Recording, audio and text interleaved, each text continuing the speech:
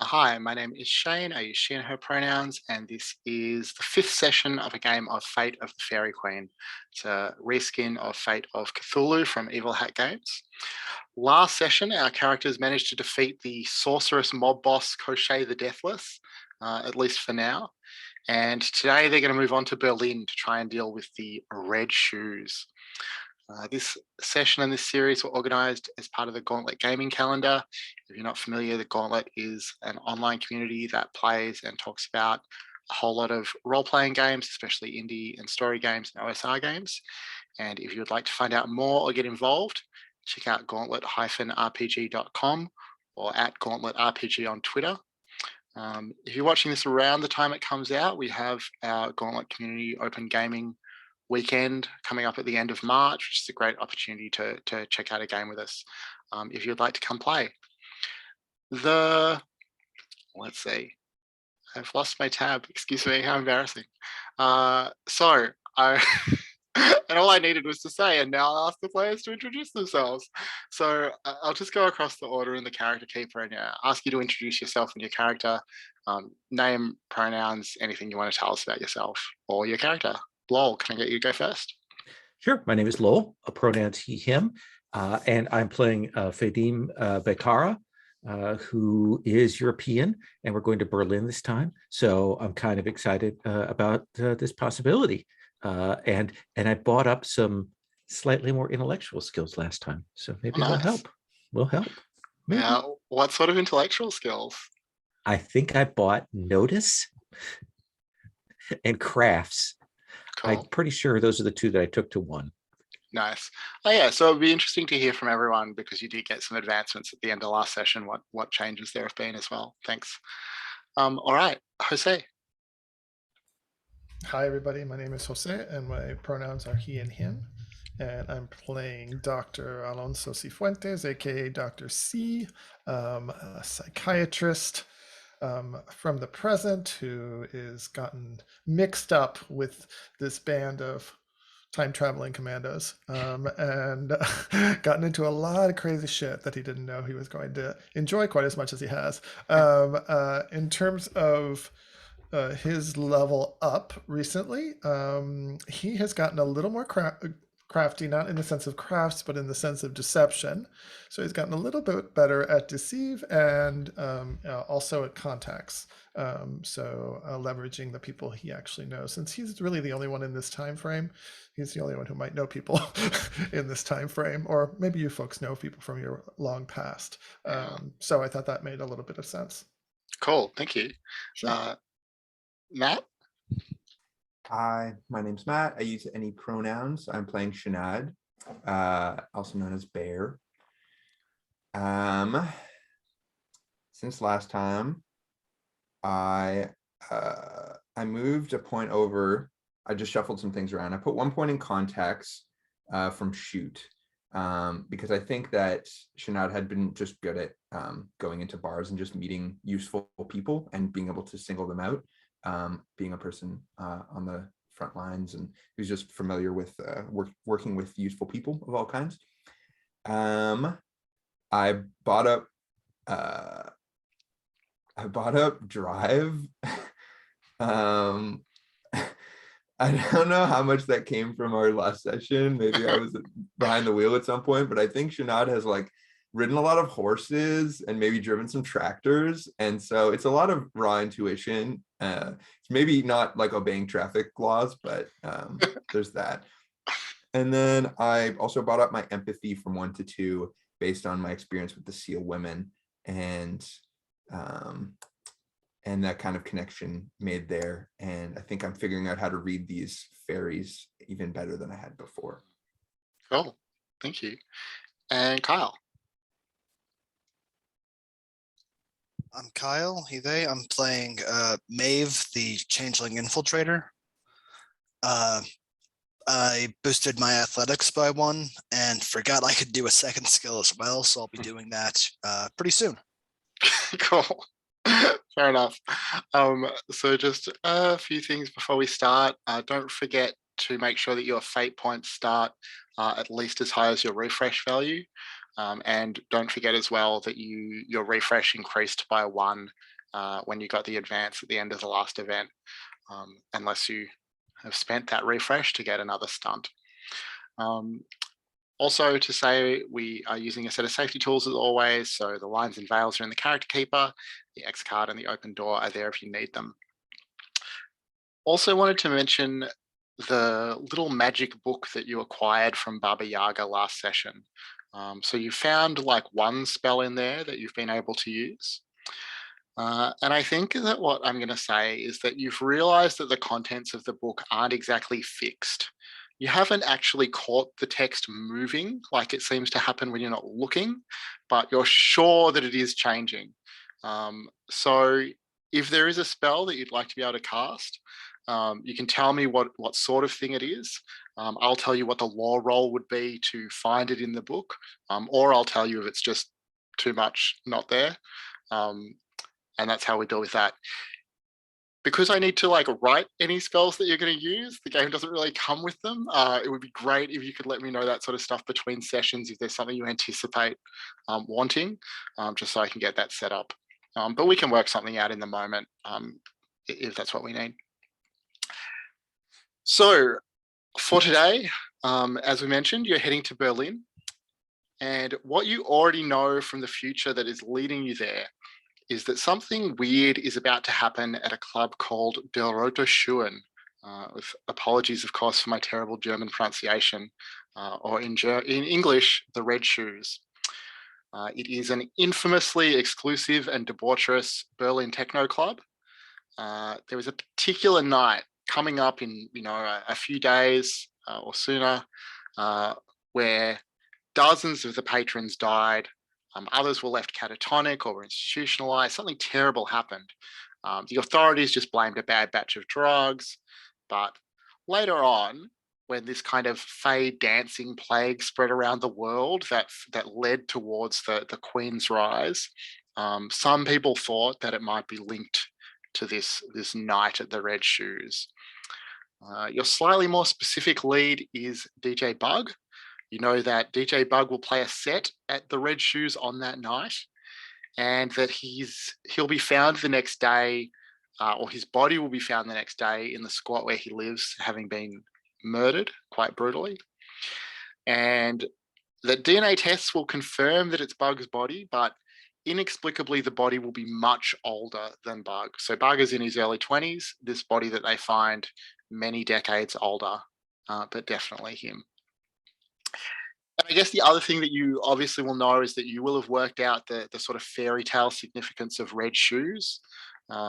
Many stories, variations on the idea of someone being tricked or forced to put on a pair of these kind of diabolical shoes, often shoes that force them to dance uncontrollably until they die.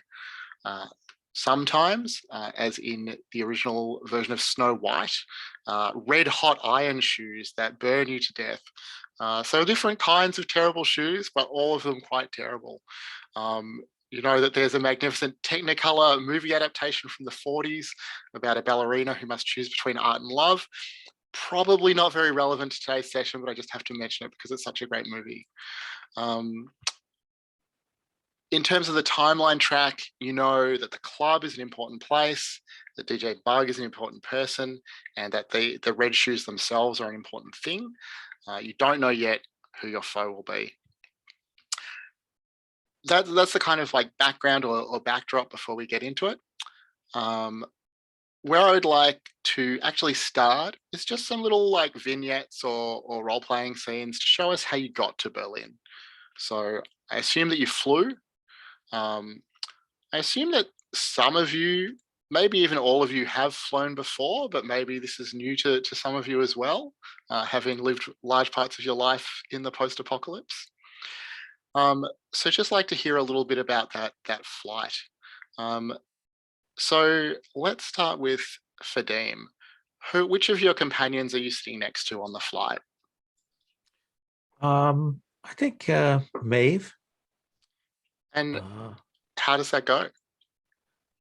I think I'm a little nervous. Like I've always traveled by train or bus or on the ground. It's the first time I've probably been in a plane. And our papers that we had to use to get out that we probably had to buy probably like are not going to stand up to super scrutiny. And I am vaguely Middle Eastern, so that probably got me a pat down or two. And so I'm in that sort of super anxiety mode at this point. And I mean, you've noticed that Maeve is, kind of edgier, more like maybe more trigger happy than you are sometimes. How does that feel if you're a little bit stressed sitting next to her on the flight? I'm in my mind, I'm thinking, well, I'm just kind of sitting here just to make sure that Maeve doesn't do anything crazy. But at the same time, just because I want to be next to somebody, and in some ways, Maeve is the most fey of all the people in our group, which is what I'm most comfortable around. And Maeve, how's the flight for you? Have you flown before? Yeah, I think I probably flew a couple times as a kid, but it's been a while, so it's all right. Are you going to take the time to get to know Fadim a bit better, or are you just going to like lose yourself in the movies, or what's the flight like? Yeah, I guess I'll probably talk to Fadim. I think I'll have trouble enjoying any like cinema or whatever from right before the apocalypse. Fair. And what do the two of you talk about?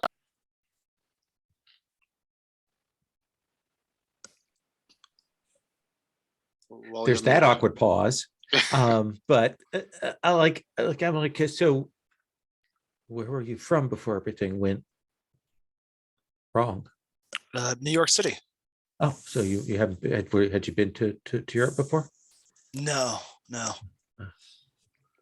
I was hitchhiking and riding on trains and moving around for a number of years in Europe before everything went wrong. Oh, that sounds nice. There were times where it was. It's difficult.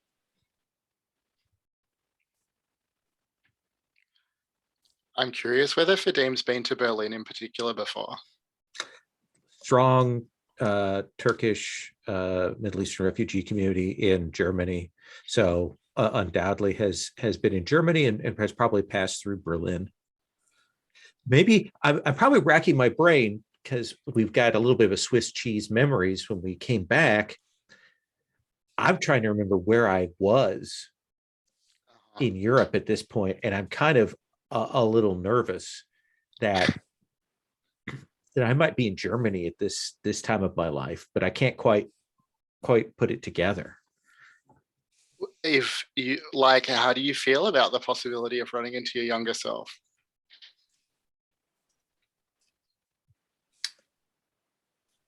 I'm really, really nervous because I don't know what I would do.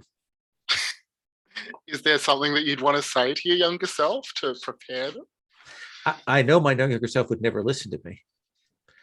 So I suspect I'd either have to avoid my younger self or beat the shit out of them. And I'm a little worried about that. I mean, Maeve, you decided not to meet your younger self in New York. Do you have any advice for Fadim about that sort of dynamic?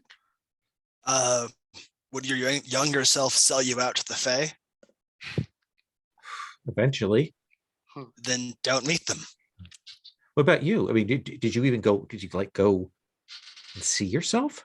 No, I would have sold myself out to the Fae. But I mean, at a distance, did you even go and look? Of course not. I lie. That's a lie. I did that. Okay. I don't know how you resist that temptation. So, I mean, Dr. C and Bear, you must be sitting together as well then. How does that conversation go? Dr. C loves to fly. He loves all the little accoutrements. He loves the little bottles of booze. He loves looking out the window at the clouds. He loves sleeping on the plane. So he's like a little pig in shit. He loves charming the flight attendants that they give him free little swag things, and so he's just working it up. I think Shanad has only ever flown in like rickety biplanes before. So I think he is delighting in all of these little treats that come by. Like, I think you're really entertaining him. He's like, you know, his eyes keep lighting up and he does little claps whenever they bring over little treats and things like that. He at one point is watching Jumanji Welcome to the Jungle featuring Dwayne The Rock Johnson and Kevin Hart and laughing way too loudly in the middle of coach.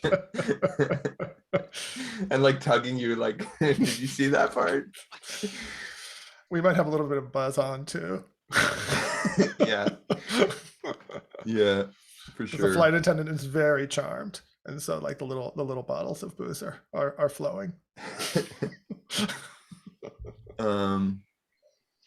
Bear is pretty charming too. He's I would say he's trying his best, but I don't know how hard he's trying. He's just a lot. But I guess I'm sure that you're hearing like some of the nearby passengers kind of whisper to the flight attendant to ask that guy to keep it down.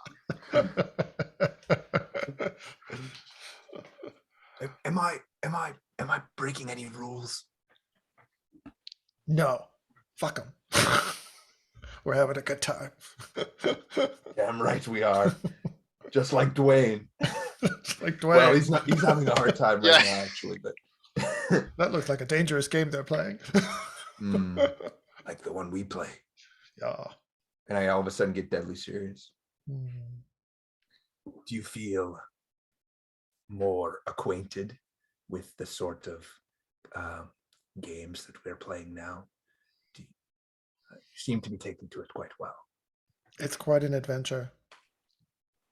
It's the killing I'm having a little bit of difficulty with, Bear. There's so much blood. It's not And a an easy lot of- business, that, for most. I'm not used to war. You folks Yeah. are war hardened. You're a good soft soul, Doctor. And we need that to keep us human, to keep us good, because it's all bad by the end, and you don't want to see it the way it was. Does my future self get hard?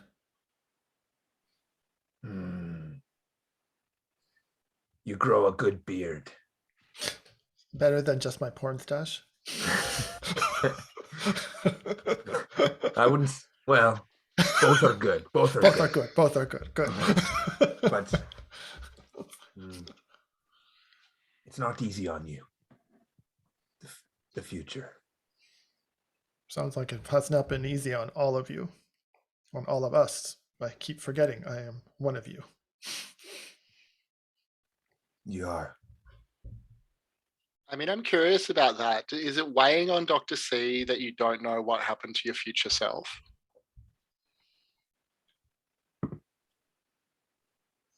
I think it's weighing on Dr. C. Not weighing, I don't know if it's weighing, but it's on his mind that these three people who he's only just met relate to him as if they've known him for years. And yet he's only just getting to know them. And there's something intoxicating about that, but there's also something that doesn't feel real about it. Like they're relating to someone that he's not. And he is afraid that somehow he won't be able to live up to the expectations that they have of whoever he was 10 years, 15 years from now. Mm-hmm. Yeah. 10. Mm-hmm. Yeah, that's so interesting that we all treat you as if you are a different version of yourself. And the question is like, are you able to, does that sort of invite you to step into that version of yourself and become that? Or is it like, because you haven't had all the lived experience, you know, can you not truly get there? Yeah. I don't Yeah. think Bear's thinking any of that, but Dr. C's a little bit concerned, but he's also enjoying the stepping into something like a totally different life. And that's what Bear was asking him. What is it like to be playing this game and this adventure? And he is excited, and a little bit appalled by the bloodshed. Um, so as he says that, he kind of leans up against Bear and to watch a little bit more Jumanji, because all the serious talk is a little bit intense. yeah, I think as you lean on his shoulder, he just pats your hand and says, "You're doing all right, Doctor. You're doing good." And then he Right. stares out the window for a moment until Jumanji catches his attention again. He lets out a barking laugh at Jack Black doing something. Right. And I think with that, the scene cuts, and I imagine it to be like a cut on action in the movie where we go back to Bear is still laughing, but now in a cafe in Berlin where you're all sort of sitting around, figuring out what the strategy is. So you've been here for a little while. You have your accommodation sorted. You've been able to meet some people. You've been able to make some inquiries. Like, you're not starting fresh in the new town. You've got the basic layout of the city down. You've got maps and stuff like that. You have two main leads. One is that you found out where DJ Bug lives. It's a squatted apartment building in New Colin. You know enough about his routine that you could, visit him, follow him, meet him somewhere that he goes regularly, any of those sorts of things, if that's something that you'd like to do. The second lead is that there are a lot of strange stories going around Berlin that you're hearing about a weird little woman named Mrs. R, who's all over Berlin, making very grandiose promises and bargains and contracts with people. Nobody really knows what her deal is. People all have different ideas about who she is.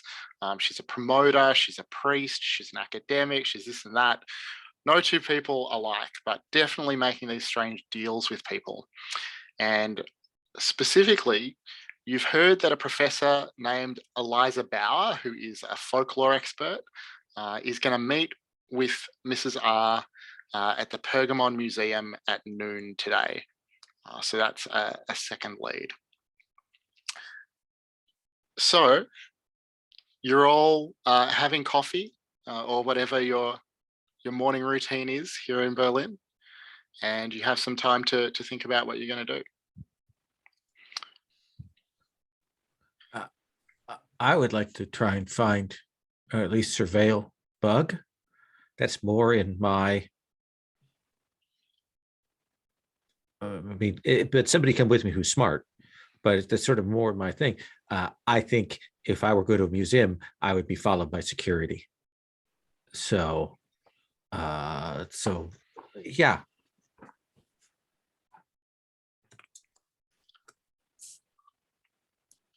Yeah, maybe you can surveil Bug and maybe talk up some of his associates, or even search his apartment if you can get in there. You're good at those burglary kinds of things, Yeah, aren't you? I can do that. Yeah. Somebody should go with me though. Yes. I'll go with. Okay. So to try and break into his apartment while he's out? Check out the area. Maeve is an infiltrator, so she can probably also like scout the place and find out who he hangs with, all that kind of thing. Cool. We will case the joint. Excellent. And does that mean that Bear and Dr. C are going to go to the museum, or is there anything else that you'd like to do? Dr. C, what are you thinking? We should definitely have ears on this meeting, since we have this lead and we know that it's happening. Yeah, Bear's familiar with the nature of fairy deals and promises and goblin market type stuff. So I'm definitely wondering about the identity of this person.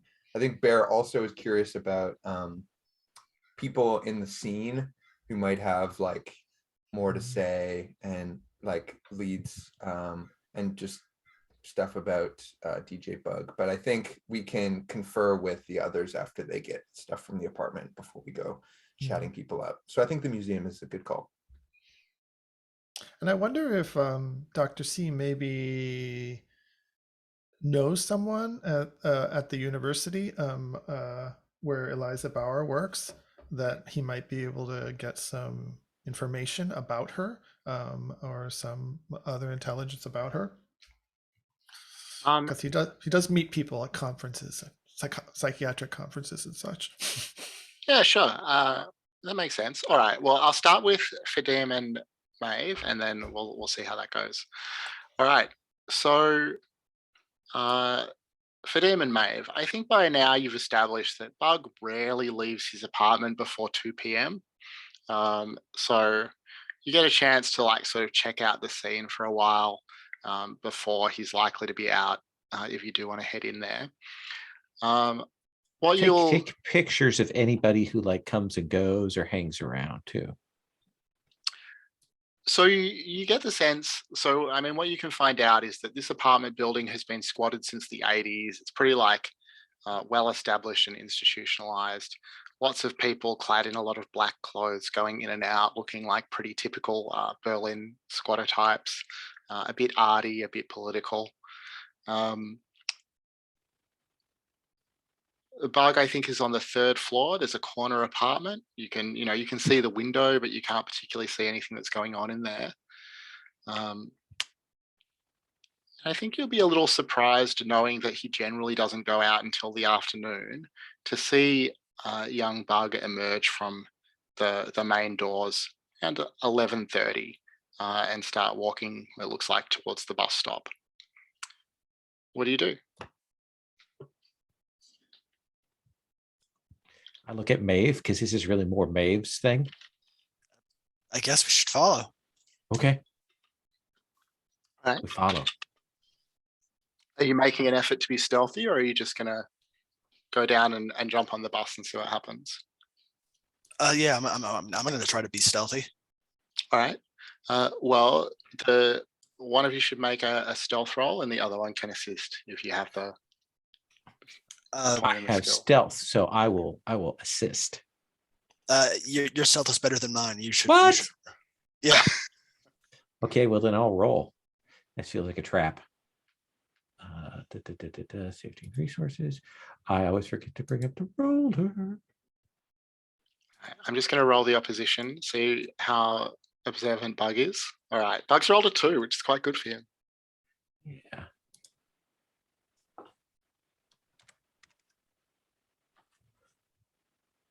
Oh.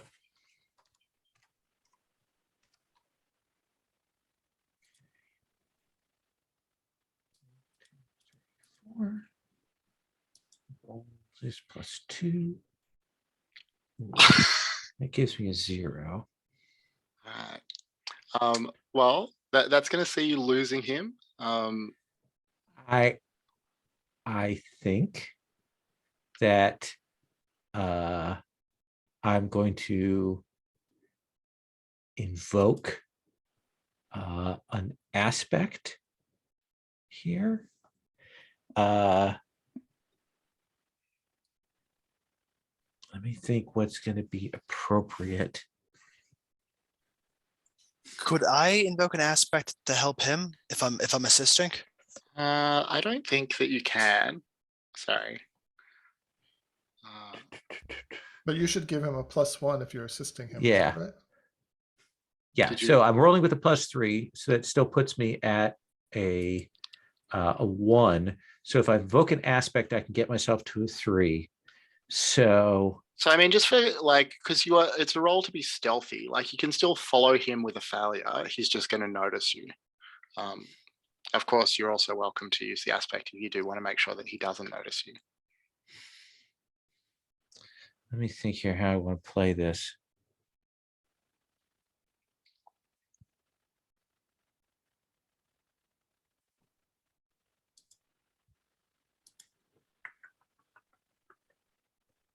I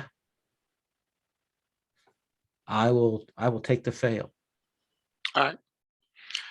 So you definitely notice, that he does start to sort of notice you. He's turning around, he's watching you, like out of the corner of his eye, like almost like trying to catch you looking back at him. If we realize that he's noticed this, I think that's the point at which I kind of break away from Maeve, like as if we aren't together.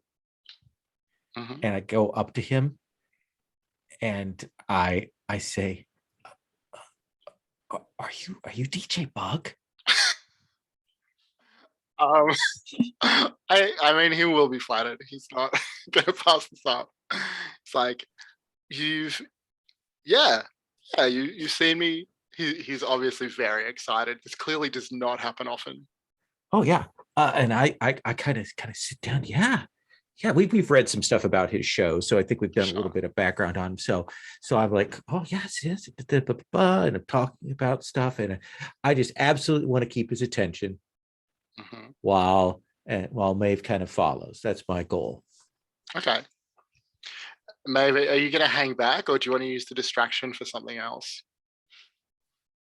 I guess I'll hang back. Yeah. All right. So Bug will definitely like go into a very detailed discussion of different like Berlin techno styles and clubs and things like that. Um, Absolutely indifferent to whether you're actually keeping up with him or not.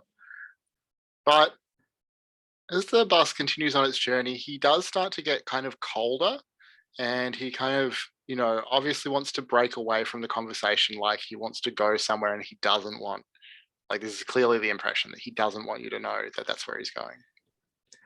I would like to see if I could maybe get his number, and or get like my name on the list for the show, kind of thing.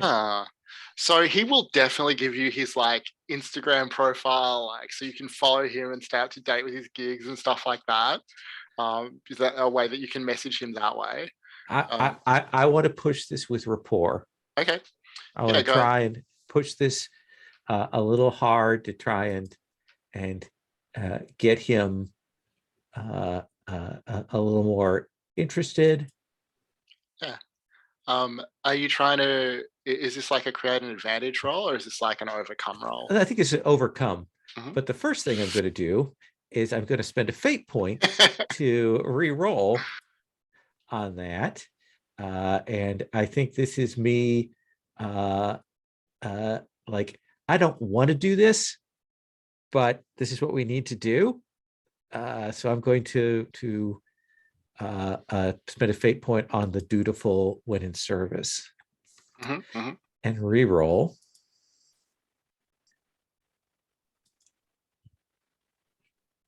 Oh my god! Did you just roll another -3? Yes, I did. Wow. This is not meant to be. Well, let's roll the opposition for Bug anyway, because he could do even worse. Oh no, Bug is on fire. Bug, like clearly whatever's up, he just wants to get away from you now. Like he's like, look, message me on Instagram. That'll be fine. Look, I'll see what I can do about the door. I mean, maybe you even get the sense that he's like such a minor player in the scheme of things that he couldn't put you on the door if he wanted to. Like he would love to have some fans there, but he maybe only has a +1 at best, and he's already offered it to someone. Maeve, can I get you to make a notice roll to overcome? Yes. To see if you notice anything while Fadim is talking to Bug. Got a 2. Let me see how. All right.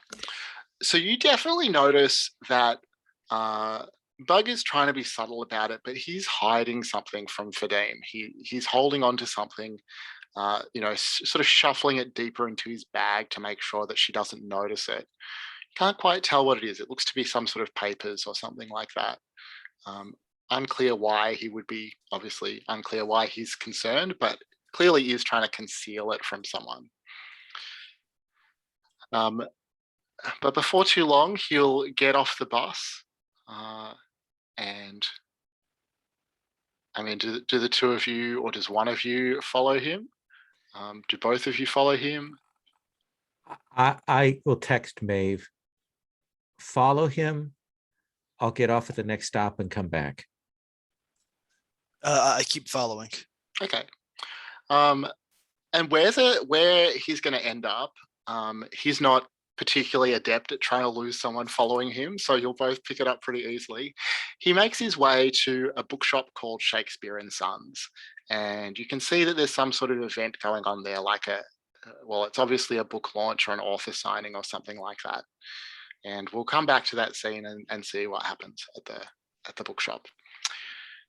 But Dr. C and Bear, Dr. C, you were going to see how much you know about Professor Bauer. So why don't you go ahead and make, I mean, I guess either a contacts or maybe an academics role to overcome, or a role to create an advantage if you're looking more to like build something that you could use for rapport here. Yeah, maybe it's a creative advantage. See if there's something I can find out about her. Yeah, either academics or rapport, both one. So I'll do a +1. Well, I mean, tell us which skill you're using just in terms of like flavoring the fiction.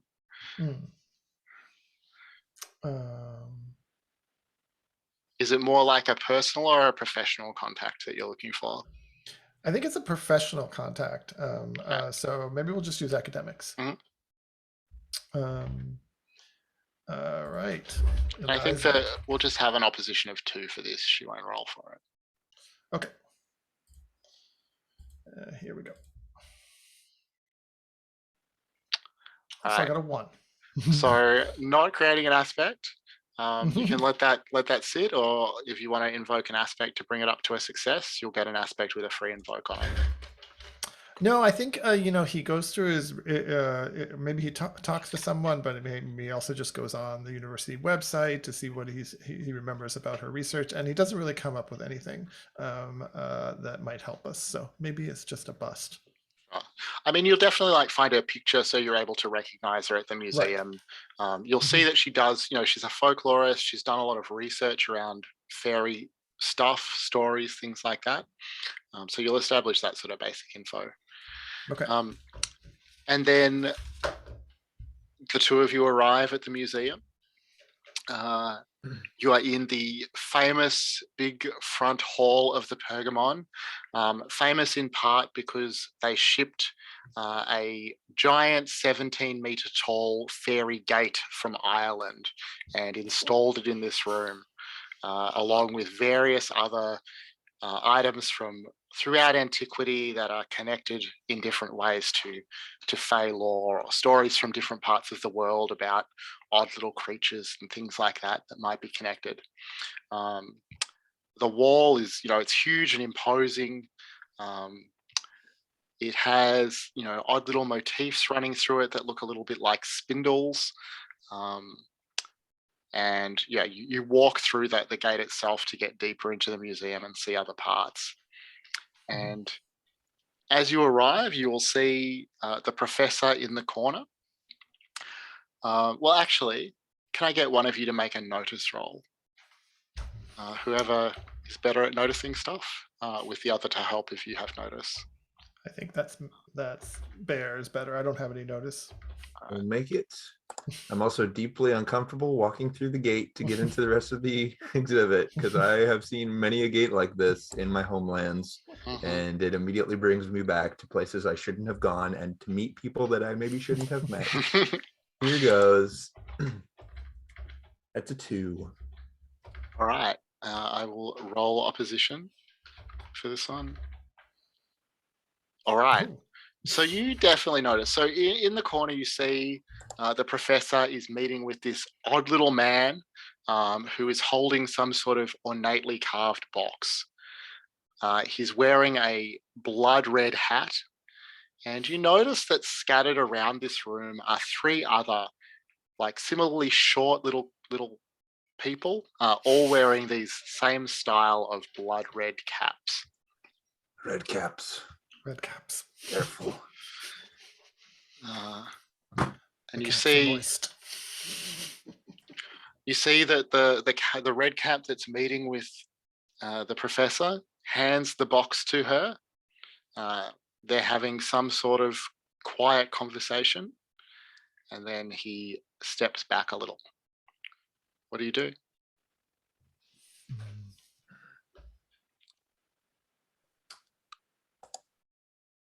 Do I know anything specifically about this class of fairy and their trading proclivities and the kinds of things that they would? So we're looking for we're curious about a Mrs. R, a strange little woman, right? And we don't see her here. Is it noon? Yeah. So you don't. I mean, you don't know exactly what Mrs. R looks like. See, I'm just looking at the character keeper, and it was right in front of me. You don't know exactly what she looks like, but you don't think that you're seeing her here. Maybe these are her like hench creatures, minions. Yeah. But yeah, you don't think that you're seeing her. You get the sense that she's probably a little more powerful than these little folks. What do you know about red caps? I mean, go ahead and make a law roll to overcome. Sweet. I can help. Great. It's a 4. All right. So what you know about red caps? Famously, psychopathic killers love to cut, to cave in someone's skull with a rock, all that good stuff. Love to dip their hats in the blood of their victims. They are said to be scared of Christian iconography, crosses, prayers, things like that. Perhaps other religious iconography as well. But yeah, not generally acting in concert like this, not generally organized in this way. You know, traditionally the stories are of them just sort of randomly attacking people. So presumably some sort of more powerful creature or fae has sort of pressed them into service. Does that answer your question, or is there other stuff that you were hoping to know about? That's great. So I imagine that Dr. C and Bear are conferring red caps. Yeah. Okay, what do you know? I know this.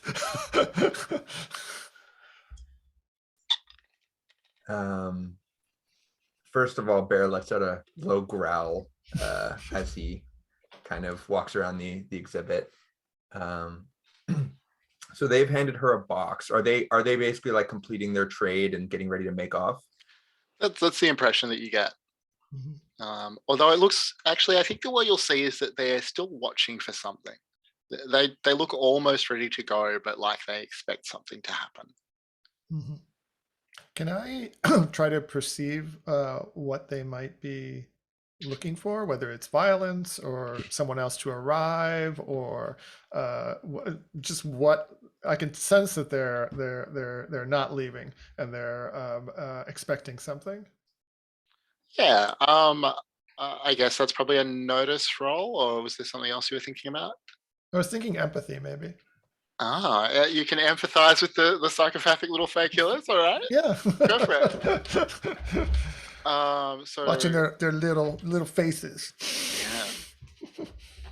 All right, let's see what I got. Red caps.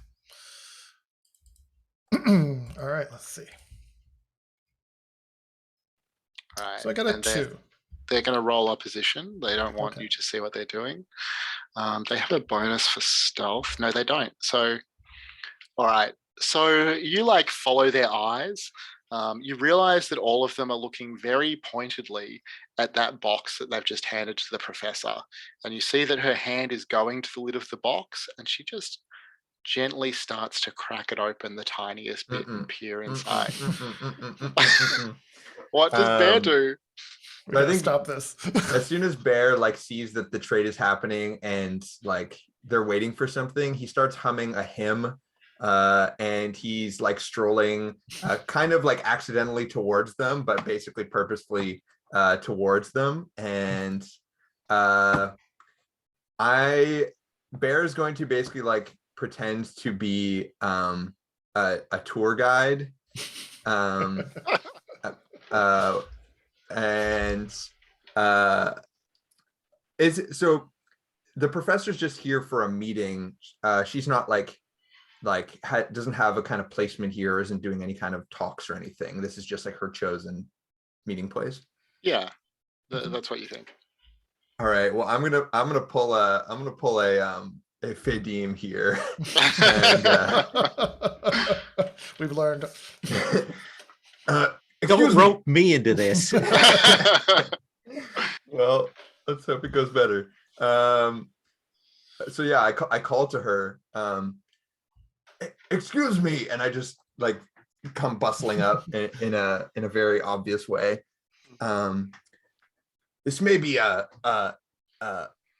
don't know how often this happens to you, but I do a lot of reading papers online. I'm a bit of an enthusiast myself, folklore enthusiast, and you look incredibly familiar. I think I've seen your picture on the back of a few books before. Can I ask you a few questions?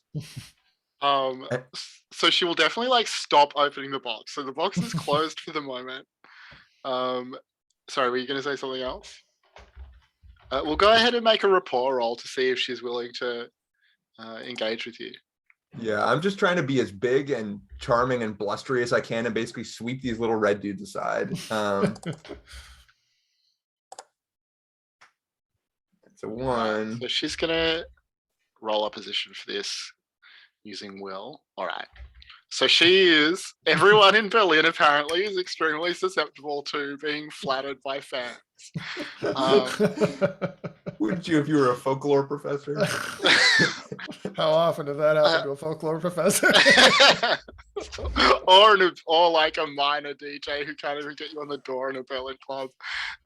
So she'll say, yes, are you also a folklorist? I am a little more of a first-hand approach, but I really appreciate the work you do. Yeah, how interesting. And the red caps sort of start to mutter unhappily. Not anything, not saying anything in particular, but obviously not happy with this turn. I think they will withdraw away, like towards the front corner of the room by the exit, to watch what happens. I point out like the closest fairy artifact or trinket or something and go to ask a few questions. Maybe I've seen something similar to it in the field before. Mm-hmm. Yeah, and she'll definitely talk back to you about it, like, tell you some lore, some things she's heard about it. She's clearly distracted and anxious about like whatever's in that box. She wants to get to the box. You can tell that she's trying to wrap this quickly. Dr. C, you see the red caps sort of retreat to the corner and start muttering to each other. They're still all clearly like looking and pointing at, well, now at Bear rather than at the professor. What do you do? They're shaking their fists. So I think Dr. C, because there's people milling about in this room, right? Oh yeah, absolutely. And so so Dr. C is trying to stay close to the professor and Bear without appearing to be with them or with Bear, so that if there's an opportunity, he can try to snatch the box. And so I don't know if that requires a stealth roll or. Well, I think let's have you roll to see if you can just steal the box. I could, yeah. So maybe at one point he's, distracted her at some point in some way, and I'm just gonna go in and grab it and run. I mean, those red caps are right by the door. Are you going to run through the fairy gate deeper into the museum with the box, or are you going to run to the exit and try and get out? Okay, so those are my options. They're near the exit, right? The only exit to the room, and then so I can run deeper into the museum. Yeah, that would be my choice if I can get my hands on that box. All right. Well, because I'm not going to make it past 4 red caps, that's for sure. Actually, well, yeah. I can back you up if you try. Yeah, maybe Dr. C is feeling more adventurous, so maybe he will try to make it past Alright. the four red caps. Well, let's roll an athletics check first to see if you can like snatch that box away from her. Okay. Box snatch. All right.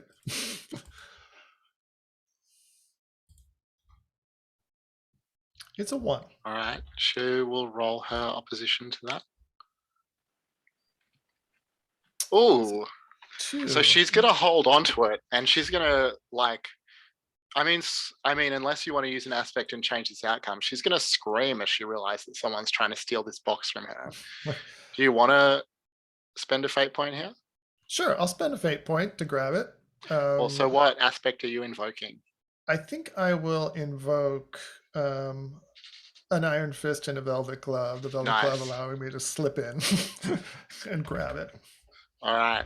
Let me take my fate points down 1 second. 2, 3. Okay. All right. So there you see Dr. C snatch the box away. I mean, she will nevertheless scream as her box is taken, and the red caps will sort of start to froth and move and fan out to make sure the door is blocked. And let's take our first break here, and we'll come back and find out what happens. Okay. So I'll take Right. just about 10 minutes. Sounds good. Cool.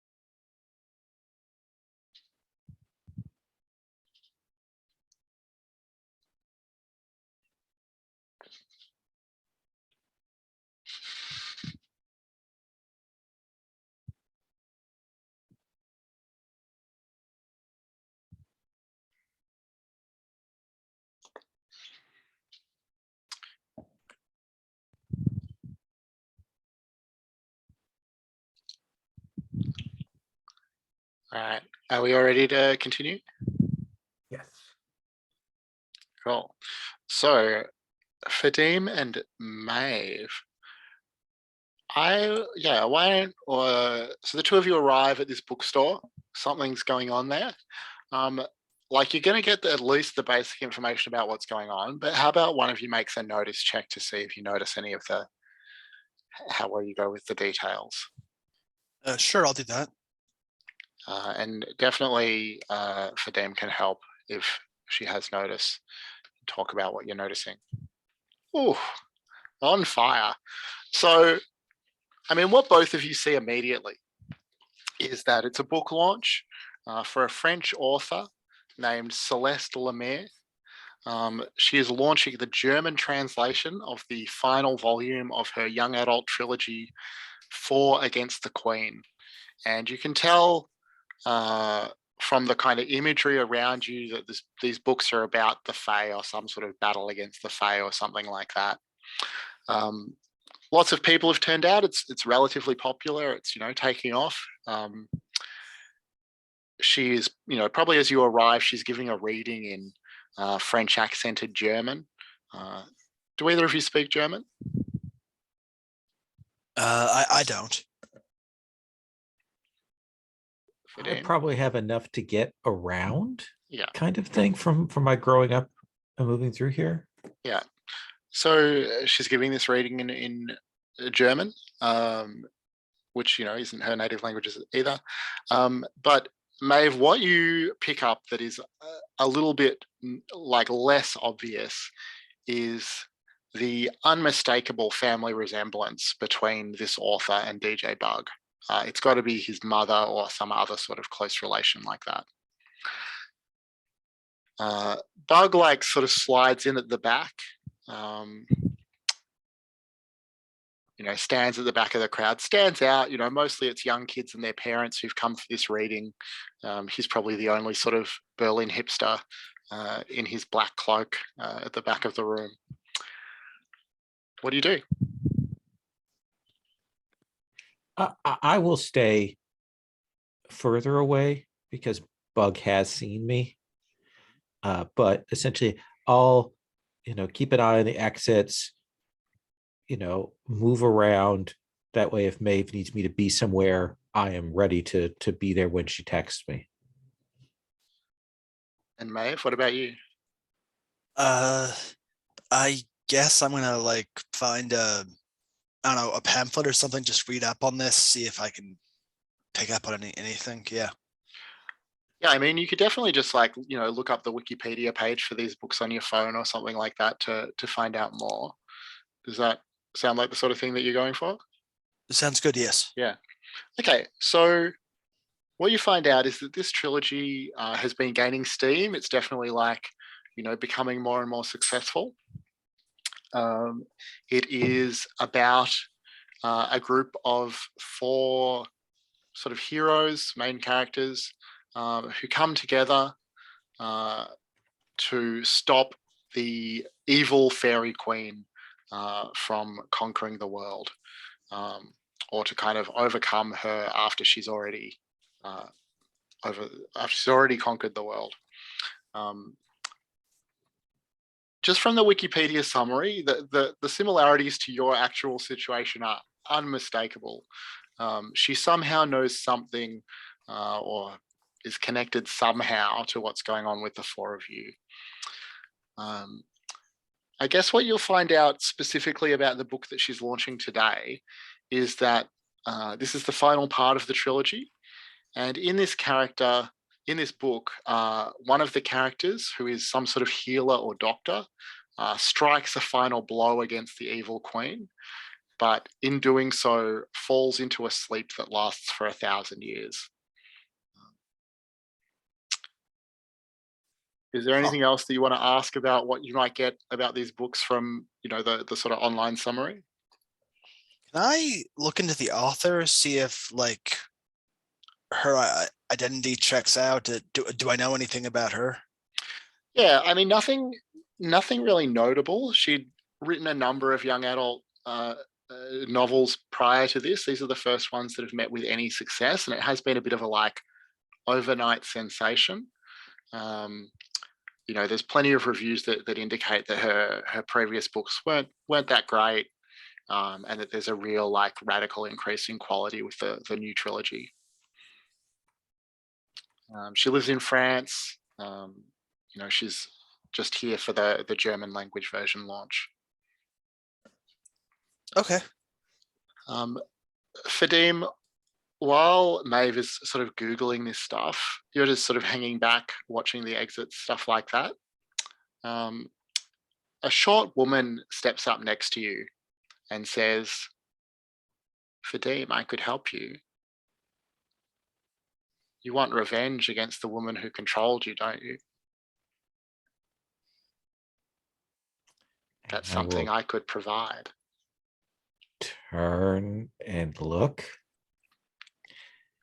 And I say, Mrs. R? My reputation precedes me. Yeah. Wouldn't you like the Baroness just trussed up, ready for you to take your revenge on her? Could be arranged.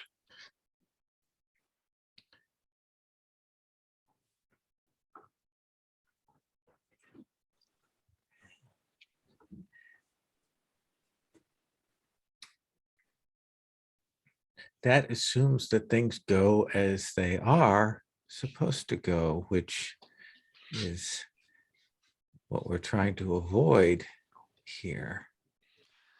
Yes, I've heard all about your funny little plans, but I mean, you want the revenge regardless, don't you? If you prevent your own future, will that satisfy your desire for revenge? Surely not.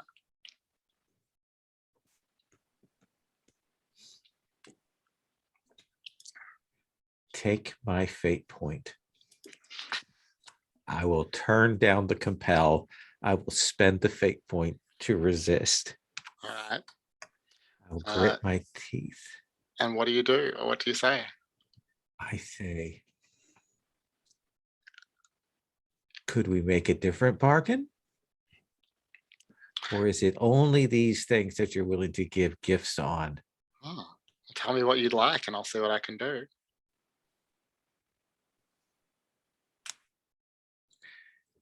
May I think on it? Think fast. I won't be in Berlin for long. I know everything goes wrong in a couple of days. Is that you there? Or is it just a coincidence? I'm sure you know by now there are no coincidences. And she will turn to leave with that. And I think that that's a point at which I will actually self-compel another one of my aspects. And I think I have to abandon Maeve and get out of here because I am allergic to magic and I assume she is super magical. Yeah. So I have to run out of that place and go somewhere and throw up. All right, Maeve, I'm sure you noticed because you've got your eye on what's going on. That Fadim had a conversation, it looks like, with someone, and then has just rushed. Well, they've both left. Fadim, obviously, in some distress. What do you do? I'm gonna trust Fadim to look after herself for now, and just keep my eyes on the DJ Bug and his mom, probably. All right, cool. So we'll come back to both of you. Let's go to the museum. So, Dr. C, you have the box. The professor is screaming. Security are taking a couple of steps towards you. The red caps have all put their heads together and are clearly like deciding what their next step will be. I guess we'll treat this like combat, although I'm not sure if we'll end up in combat, but let's start with an initiative order. So you took the first action by seizing that box. I'll just make up a quick initiative thing here. Dr. C, Bear, red caps, security, and whatever is in the box. So who will you pass the initiative to? I'll go and pass it to Bear. All right.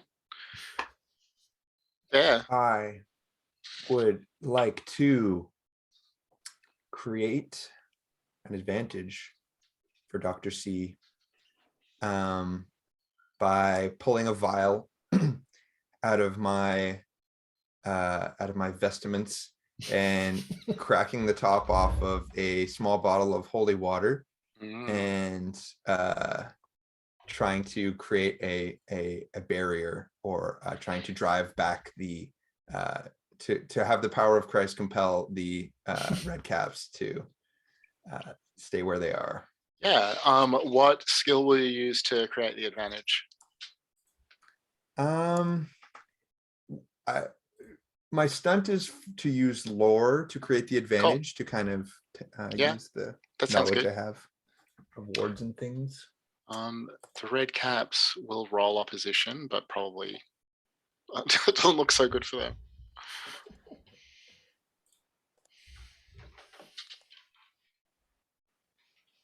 Oh, that's Ooh. good for me. Well, they can't. Well, let's see if you succeed with style. You do succeed with style. So should we call the aspect holy aura or something like that? Yeah. All right. So 2 free invokes. Let's give this museum gallery a name as a scene and give it some aspects. Lots of tourists milling around. Dozens of Fey antiquities. Huge fairy gate. All right. Yeah, I want them to be like, it also gets an extra free invoke for my stunt, and I basically want them to basically feel as though, yeah, they were in this very like fairy seeming place and totally in control, and now all of a sudden Christ is all up in their business and the fear of God is in them. Maybe we'll call it fear of God. Can we call it that instead? Yeah. Amazing. And then who do you pass the initiative to? Oh, and on my turn, I just want to say a few words to Dr. Bauer, and I just want to say, you're meddling with something dangerous here. If you meet us outside, we'll explain. But you can't open that box. And so it's security, and it's red caps, and it's what else? Whatever is in the box. Oh God. Shut.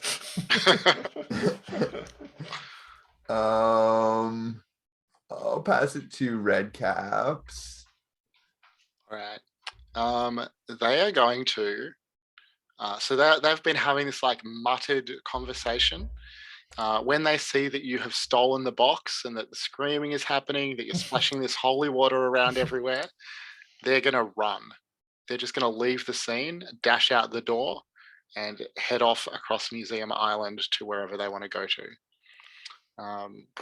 But they will pass the initiative to whatever is in the box, and it will try and get out. So, Dr. C, can you roll with physique to see if you can hold that box closed? Because you definitely feel that there is something alive, or maybe alive isn't the word, but something is moving in there. What we've been training for. All right, let's see. Oh, that's bad. All right, well, let's see. Rolling opposition for the thing in the box. Oh my God, it's a tie. So it was trying to get out.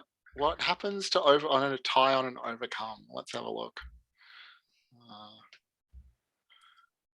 Succeeded a minor cost. You're in a tough spot. The opponent gets a boost, or you can suffer some harm. So let's see. I'm just thinking. I think that whatever's in the box, no, it has no aspects to invoke. So it will succeed at the minor cost that you get a boost, unless you want to spend an aspect so that you succeed outright. Or spend a fate point. And success means it pops, the box opens, right? The box opens, so that would mean that the box opens, and it gets out, but you get a boost.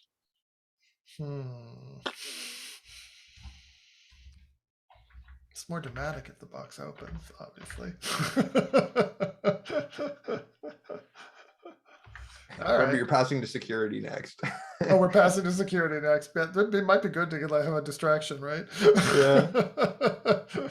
I'm good with either. Whatever you want to Okay, do. I'll let the box. I'll let it out of the box, or he tries to keep it the box shut, but the Mhm. box opens anyways, and the boost is Yeah, so I mean, I'll tell you what happens, and you can help me Okay. help name the boost. So what comes out is a pixie, like this tiny little winged creature, like Tinkerbell from Peter Pan, but with a kind of menacing aura. Clearly not, not the benevolent kind of pixie that you would see in a Disney movie. I mean, the boost is just like a one-time use aspect of advantage or something like that. What do you have an idea on what we'd call it? I think when the pixie jumped out, I tried to slam it on her again, and I got her foot in it. So Yeah. in pain, let's call her. Cool. All right, and then security will take their turn. They will rush over towards all of you. And I think that they will just try and create an advantage by sort of boxing you in so that it's harder for you to get out if that's what you decide to try and do. So they're just going to roll to create an advantage. And can I get one of the two of you, whoever would prefer to roll opposition to their advantage, or if you're happy for them to box you in, you can just let that happen. We should oppose. I think that athletics probably makes sense, or you could try like maybe provoke or something like that if you want to talk them down.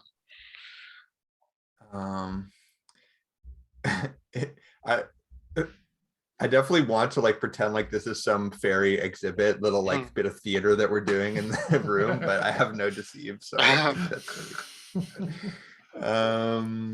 I suppose athletics. I'll go for athletics. Okay. Well, yeah, you're trying to beat a 3. I mean, she's right here, the person who screamed, and that's the only bit of disturbance other than a loose pixie. Can I try with rapport? What would I say? Because there hasn't been any like obvious like violence, or there's been the one disturbance is the scream, right? Yeah, and I guess me splashing that's holy what water on the ground. that's what they're reacting to. Yeah, you've been splashing some water around, and this woman screamed. Can I roll rapport in opposition? It's both with security and with the doctor to try to get her to play along. Is that feasible? I think it needs to be one or the other. Okay, I would choose the doctor if I can still Okay. defend with that. Well, Or so the professor. yeah, well, I think okay. So sorry, I don't think you can do that now because you're just rolling in defense to the security guards. But Cool. In the future, you can definitely roll to build rapport with the doctor. So how do you defend against the security guards trying to box you in? Athletics just feels so confrontational, and I just don't want to confront. But I guess. Like, I think it can just be like you're positioning yourself so you do still have a clear shot at the exit. Like, it doesn't need to be like you're throwing them across the gallery or anything. Cool. Yeah. I'll roll with athletics. Cool.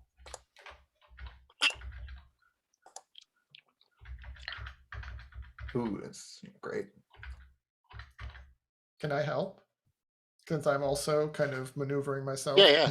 If you have athletics as well. I do. Yeah. All right. All right. We've got a 3.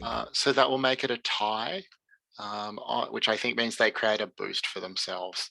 So you're a little boxed in, but not very severely.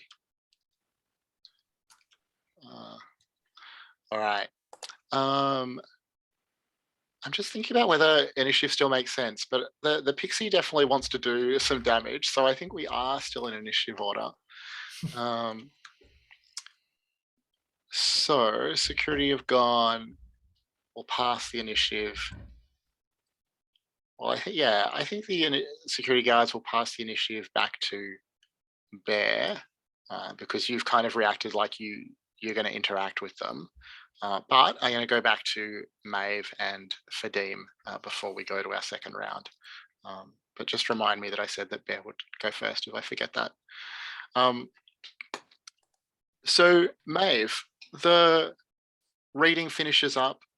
The kids line up to get their books signed, get their photographs taken with her, all that sort of business. Bug still hangs out towards the back. At this point probably looks like he's just waiting for everyone to leave before he talks to her. Fadim went outside and hasn't come back. What do you do? I'm gonna try to stealthily work my way close enough to eavesdrop on Bug's conversation with the woman. Okay. Yeah, go ahead and make a stealth roll.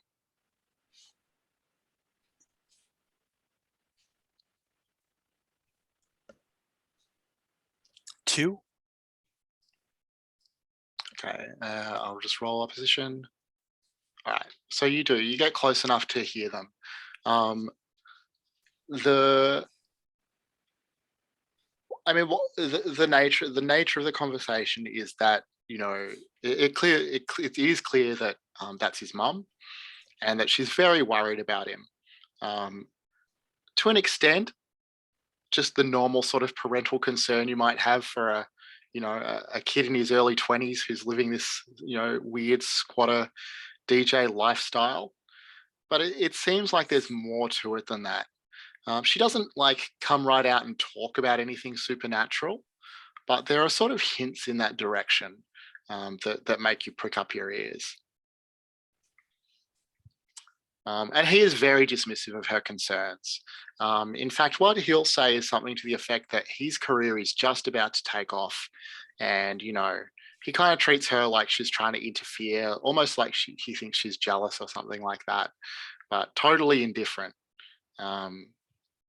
You got to be a big success and you don't want the same thing for me. That's his vibe. Okay. I'm gonna wait for him to leave and then try to start up a conversation with his mom. Yeah, so you'll definitely see that they leave on pretty unhappy terms. Neither of them are really satisfied with how the conversation went. Maybe she just starts to sadly pack up the books that are left over into a box or something like that. And then she, maybe looks up and sees that you're still there, and she says, "Oh, hello." Well, assuming you're okay, because you rolled stealth. So if you want to stay stealthy, that's okay. No, I'm gonna walk up to talk to her and be like, "Hello, ma'am. Sorry to bother you, but we have reason to believe that your son is in danger." Oh, well, she will definitely gasp at that. Say, "Sorry, you, who are you?" Sorry, did you say that there were hints of supernatural, that she knows about supernatural things going on? Yeah. We're a group of people tasked with handling incidents of unusual nature. We have reason to believe that your son may have become involved with a Fey queen. I'm gonna do a lot of quotes to see if she reacts.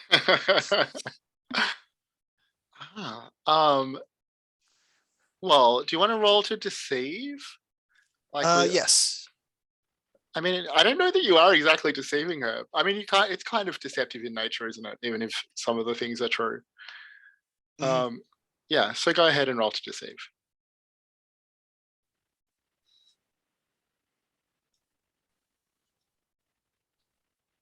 One. All right, and she will roll opposition. All right, a 0. So you succeed.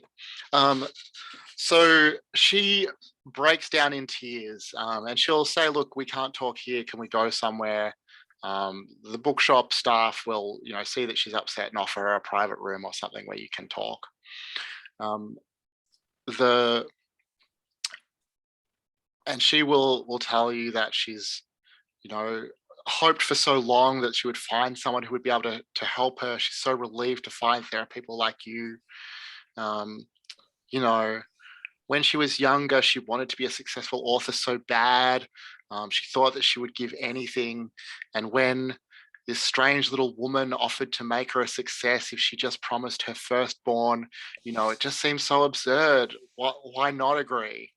But now, unless she can do something, unless someone can do something, that horrible little woman is going to take her son tomorrow.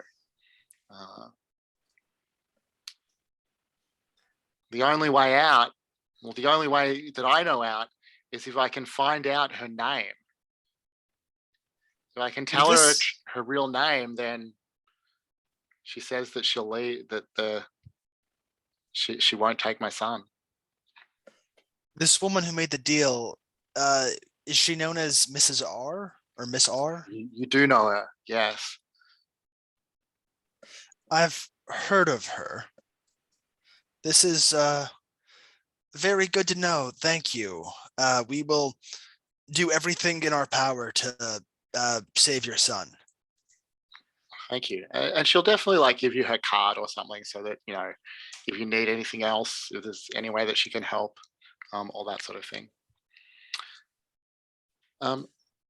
Fadim, as you sort of recover outside, you eventually, you see that people are leaving and you eventually see DJ Bug come out. Are you interested in trying to follow him, or do you want to go back in and meet back up with Maeve? What will you do? Do you want to try and follow Mrs. R back to wherever she goes? I think that's real dangerous. So yeah, let's do that. All right. So I think it's probably an investigate role. Does that sound right to you? That to feels follow her? right. Yeah. So I'll get you to roll investigate, and then if you succeed, I'll separately get you to roll stealth to see if she knows that you're following her. Okay. As soon as I can, I'd like to send out a group text to the group, be like, hey, DJ Bug was promised to a Mrs. R. We have to guess her name. All right. So my total is a 3. All right. So just roll opposition. She's not particularly good at avoiding you. Okay. So you're able to follow her back to wherever she's going. Do you want to roll stealth as well to see if she notices you? Yeah, I think I'd better.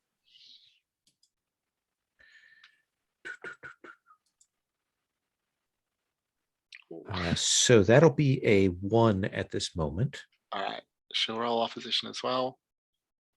All right. So that's a tie. So you would succeed at a minor cost. I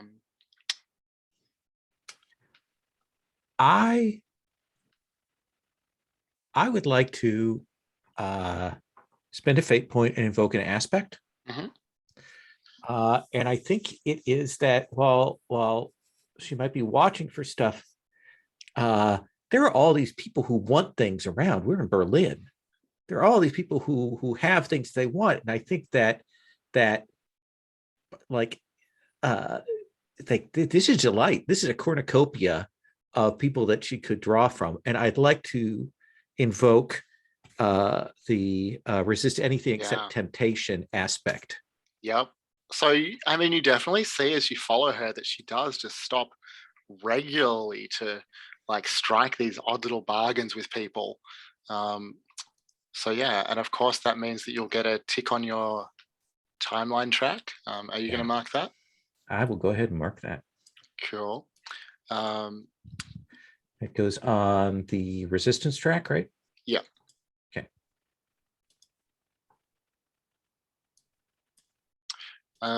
And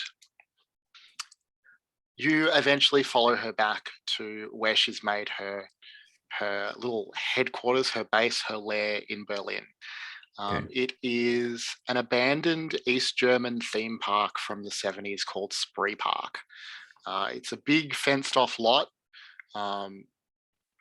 It's closed, it's abandoned, it's very run down, but lots of people visit it anyway. It's pretty easy to like cut a hole in the fence or jump over the fence. And that's where she's gone. Okay. Well, I'm going to set up there, text people, and wait to hear further orders. Well, let's go back then to the museum. And Bear, the security guards are all looking at you expectantly, wanting to know what's going on. What do you do? Sorry about this, friends. Just trying to get this little thing under control. You see, it's part of a presentation we're doing later for the kids. In theme with the room. We thought it'd be nice if they saw some real fairies. And it's just got out of the box and we don't know what to do about it. So if you have a net, you could help us out. I want to try and deceive these individuals. Yeah, go ahead and roll to deceive. Roll to overcome with deception. I do not have deception, but there are some things to invoke, and I got some points. Dr. C, do you have deception? Can you? I don't know how you could help, but if you're playing along, what do you think, Shane? Yeah, if Dr. C plays along with the story and has a point in deceive to share, then that works. If he's just trying to catch,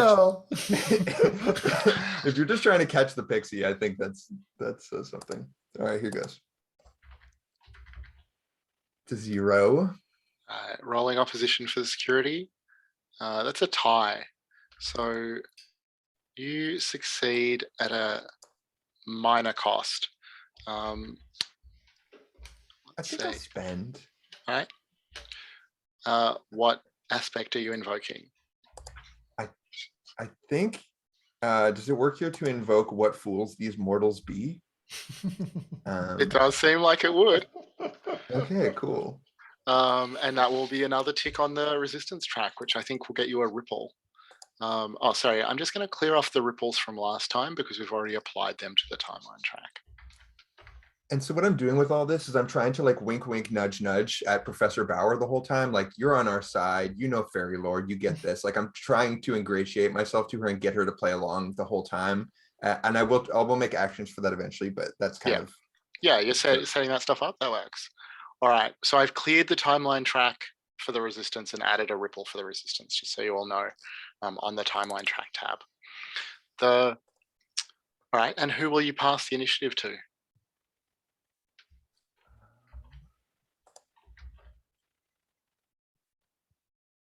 I suppose that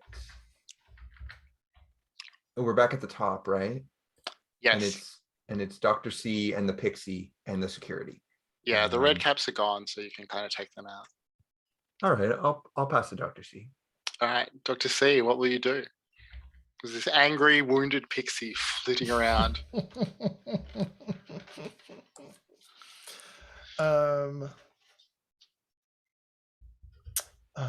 Let's see. I think the idea is to try to get them to all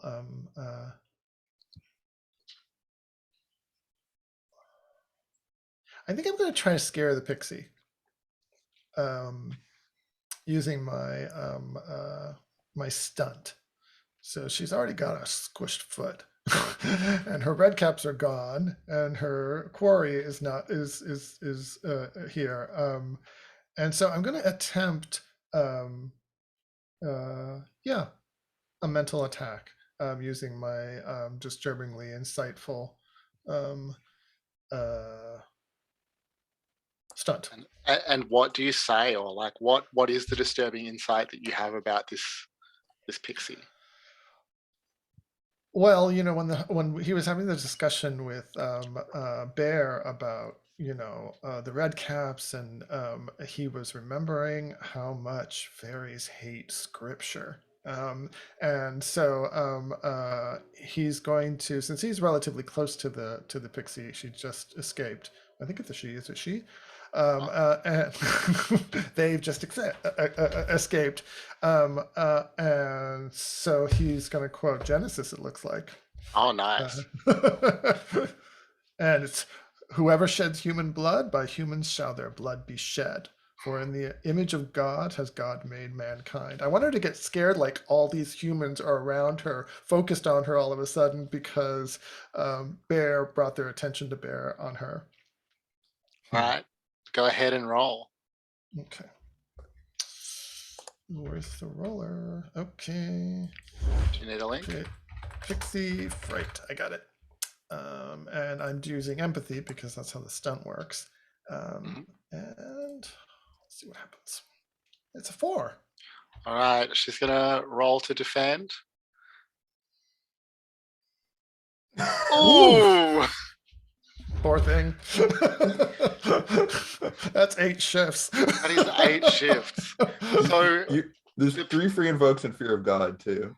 Yes, I know. look, that is more than enough to take her out. Oh, When okay. so she'll be taken out of the scene.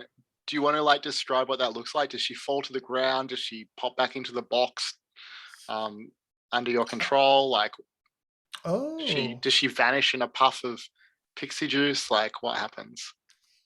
I know that red caps burst into flames at the hearing of scripture, but I think she goes back into the box. She's so scared that she cowers back into the box, and Dr. C shuts it on her. All right. And So and at the shut, Bear just goes, "Under control, boys." Control voice. all right. So we'll come out of initiative now because there's no one attacking at this point. The security guards look to the professor, ask her if everything's okay. And one of you will need to make a rapport roll to convince her that everything is okay. I think I have a okay with rapport. I think. think I've you got a both- 2. Oh, we both are. All right, so we could work together. Yeah. You want to take the roll, Matt? Yeah, I'll make the roll. At the point of aid, maybe you just give a flash a charming smile over at us or something. Oh, thanks. It's a 4. all right. She'll roll a position, but I think that will be enough to convince her. All right. So she knows that you guys know something. She's at least fascinated enough about it that she's going to like let this play out. And so she apologizes to security. She just got a surprise. That's all. Everything's fine. They'll just head back over to their post. She'll turn to the both of you and be like, well, now you have to tell me what the hell is going on here.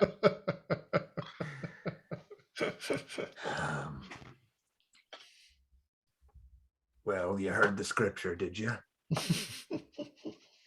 These things mean business.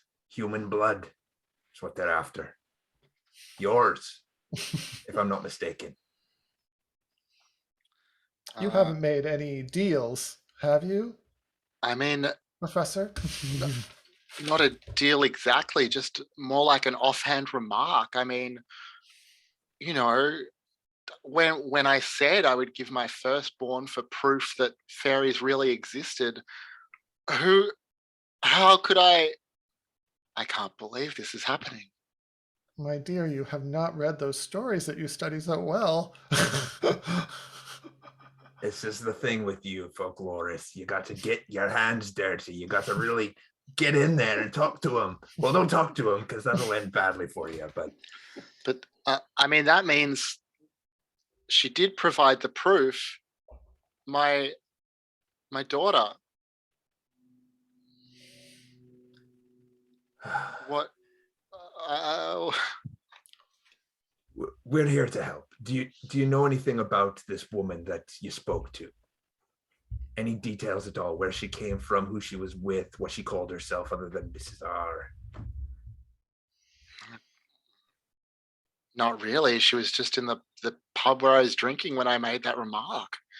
Yeah. No, And she your has daughter- a Well- young daughter, not Mhm. not clubbing age. Not clubbing age.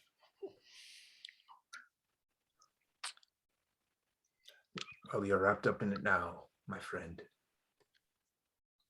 As are we. We might be able to.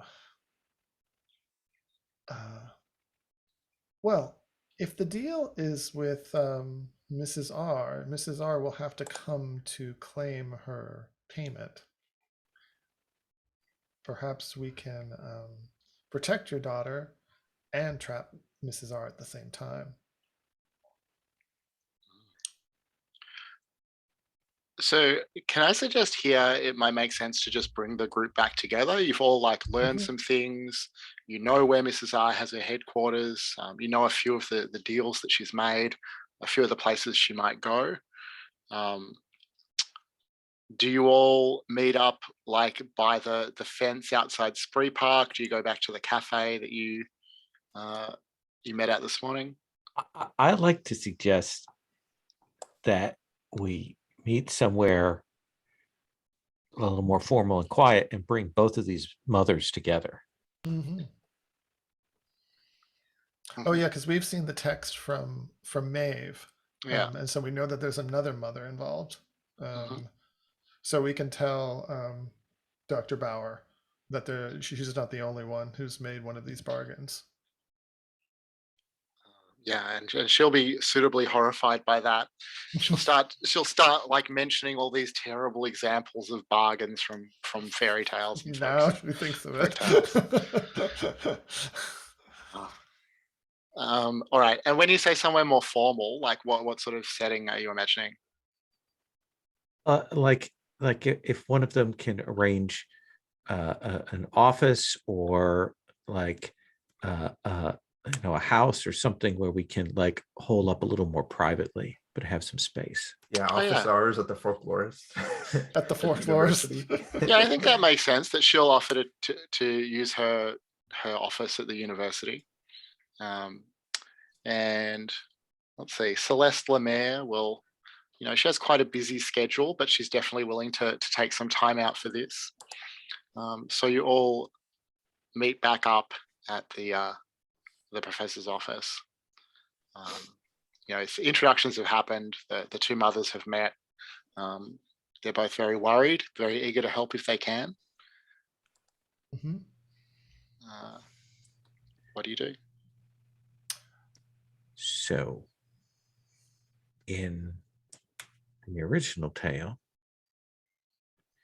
it's about finding out the true name, Mhm. and that is solved by overhearing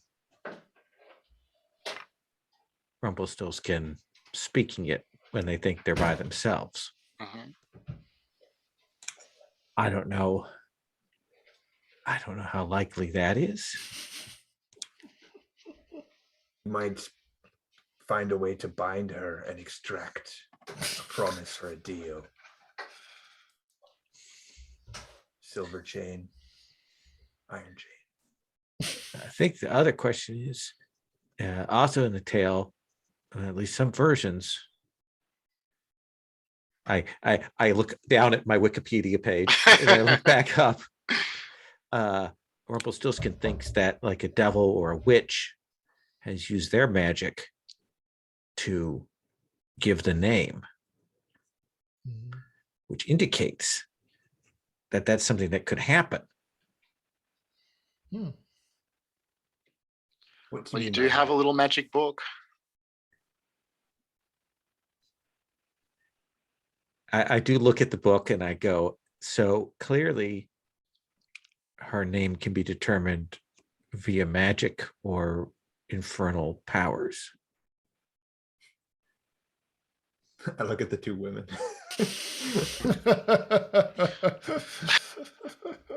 That corrupting one of them is going to cause more problems for our timeline than Oh, not to prompt them to do anything, but just because you just said that this is how we're going to solve the problem. Infernal The magic. demon isn't the most diplomatic, right? We just have to summon a demon. That'll be great. Vadim is Yeah. still like trying to put pieces. Oh, really? Oh, okay.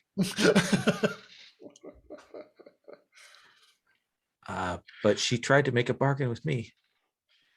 And can I just ask, in terms of how you're framing this, like, have you just told the women that you're trying to figure out how to extract them from these bargains, or are you telling them the sort of broader story about, the potential rise of the queen and all of that sort of business?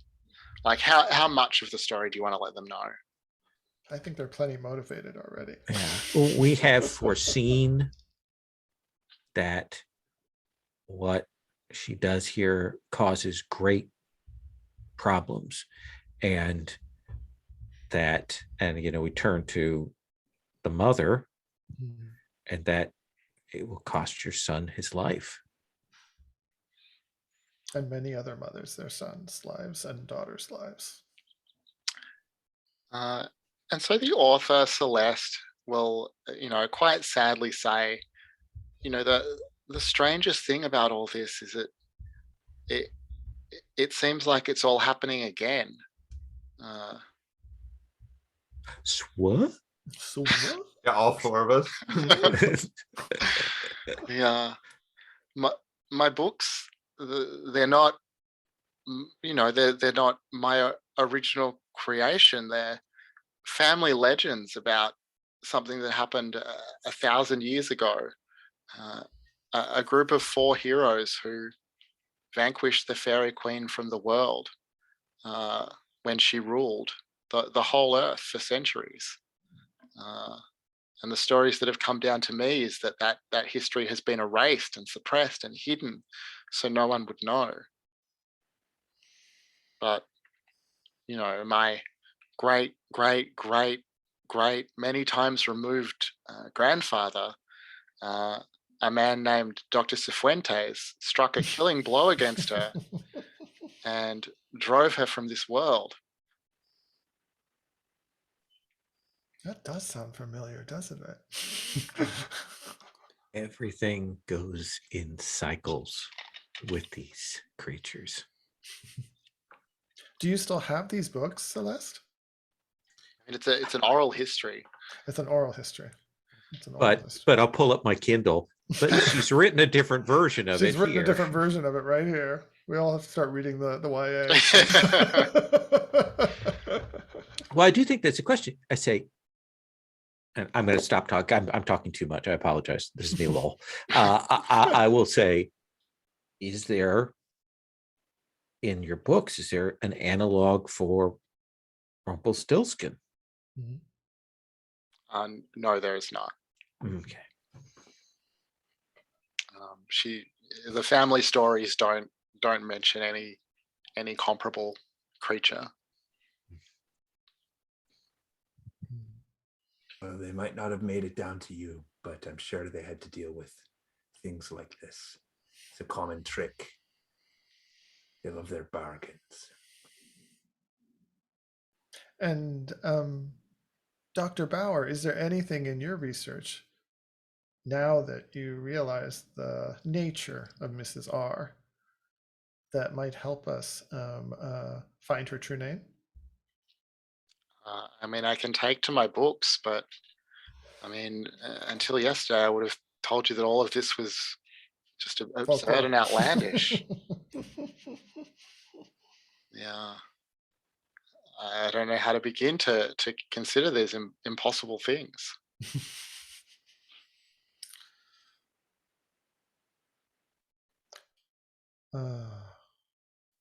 Well, we know she will come for, and we know soon for Bug, and maybe also soon for your daughter, Dr. Bauer. We need to be prepared for when she does. How do we get that name?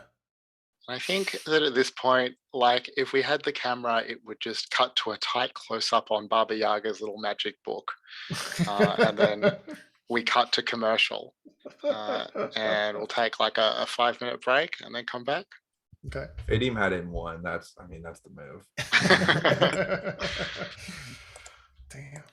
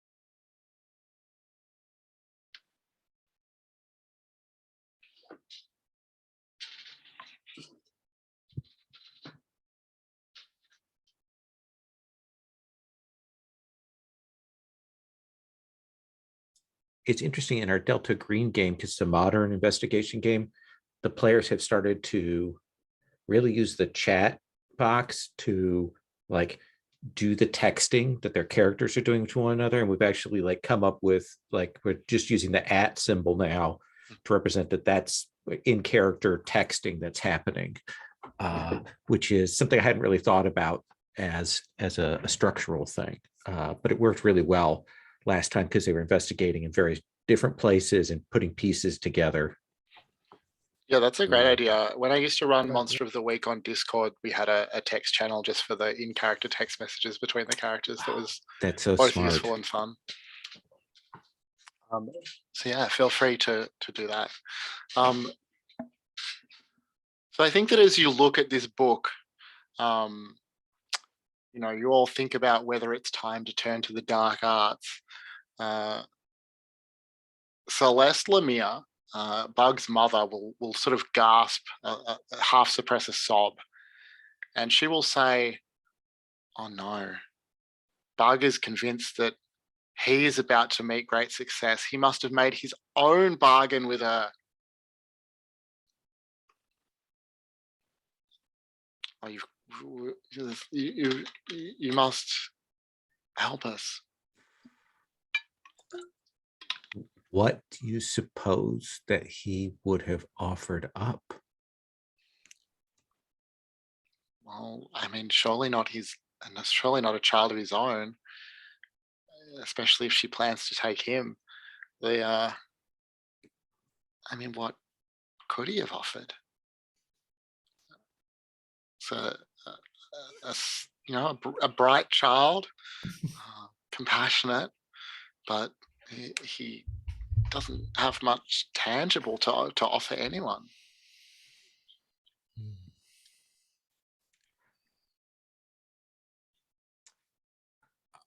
His youth. I mean, perhaps. We have seen in our foreshadowing that there is a lot of mythic significance here. And the club that he's going to play at is the Red Shoes. And I mean, the professor will definitely react to that. Of course. Of course. I say, but I'll look at the others with a much higher lore than I have.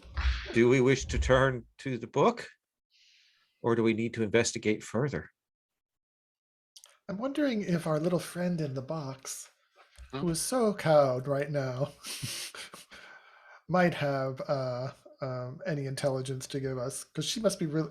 So I'm thinking this pixie is terrified still, hopefully, and cowering in the box. And I can recite some more scripture if she's not scared enough. So We should have Shall- Dr. Bauer like away from the box in a safe place. yeah. So maybe Dr. Bauer, you could step out. You and Celeste could step out while we interrogate the pixie. Oh my god. They say, yeah, we'll go. I could use a cigarette anyway. They'll go outside. Go get a cup of tea. We'll be right back. Maybe we'll shall we put a salt circle around the box just to make sure the little Yep. one can't fly off. I pull a big Okay. iron cross out of my bag. Yeah, I mean the pixie was taken out. I'm happy to just ride with that result. However you want to like describe what your characters do. Oh, taken out like dead.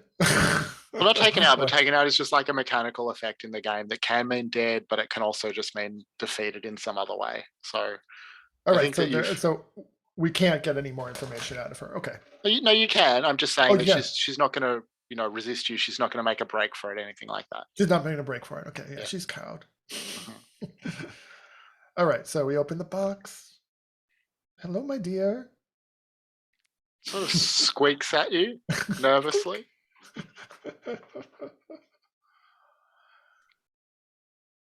We are thinking of releasing you, but we have one condition. And that is that you help us with some questions about your boss, the one known as Mrs. R.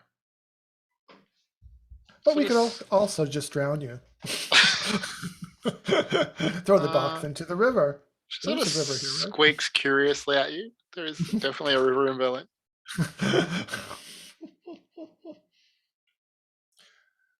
Bear, can you understand what she's saying? All right. Little squeaks and squeaks. Squicks and squeaks. Not too much. A little bit. Yeah, little bits. But what is it that you want to ask her? Just be careful with those deals, Doctor.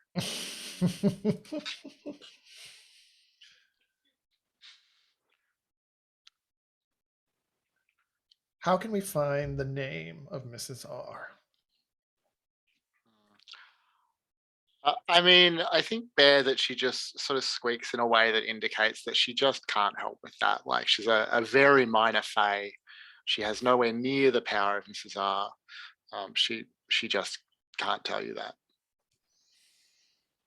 You don't happen to know any infernal types that Mrs. R has had dealings with? I can't believe I'm asking this question. That was Miss Dr. C. I think that she will like squeak out the reply that nothing like that. The only dealings that that Mrs. R. Why do I keep saying that? That Mrs. R. has had in Berlin recently. And she squeaks in a way that indicates that she means intimate personal time. Mhm. Is that Special time. horrible young DJ that she's been sleeping with? Oh. Wow. Is that what Bug has been offering her? Maybe that's how she gets his youth out of him. Ouch. A bit at a time.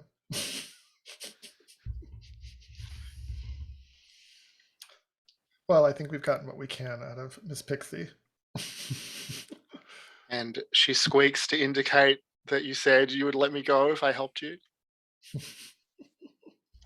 Yes, we would. I guess we have to keep our bargains. After we've dealt with Mrs. R. Okay. You We sit put tight, no Miss time. We Pixie. put no time on it. But no time limit. It was But the you are eternal safe in the present. box. It was the eternal present.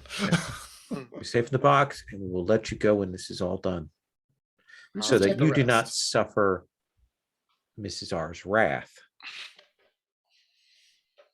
She squeaks unhappily at this, but stays in the bottom of the box. Good child. All right, shut the box. I don't know. What do you guys think we should do now, other than summon a demon? Think of a different plan. I think one of you should look in the book and see if there is anything that can help us. And then I think we need to surveil Bug. Ooh, pillow talk. That's Like- what you were talking about. What like- isn't it, Fadim? I'm saying that we could, because he's going to be out helling around, we could bug his apartment Bug. if that's where they meet up, or something like that.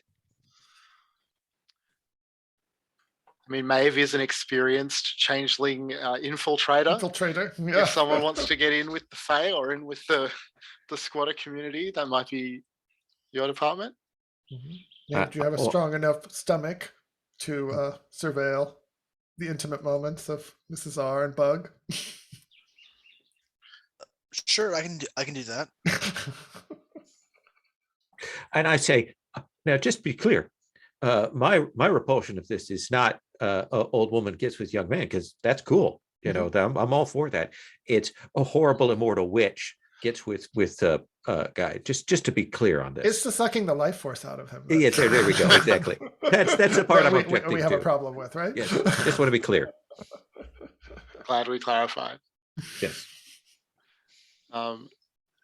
So is the plan for Maeve to infiltrate either the squat to do some burglary type stuff, or to try and infiltrate the red caps to surveil Mrs. R there?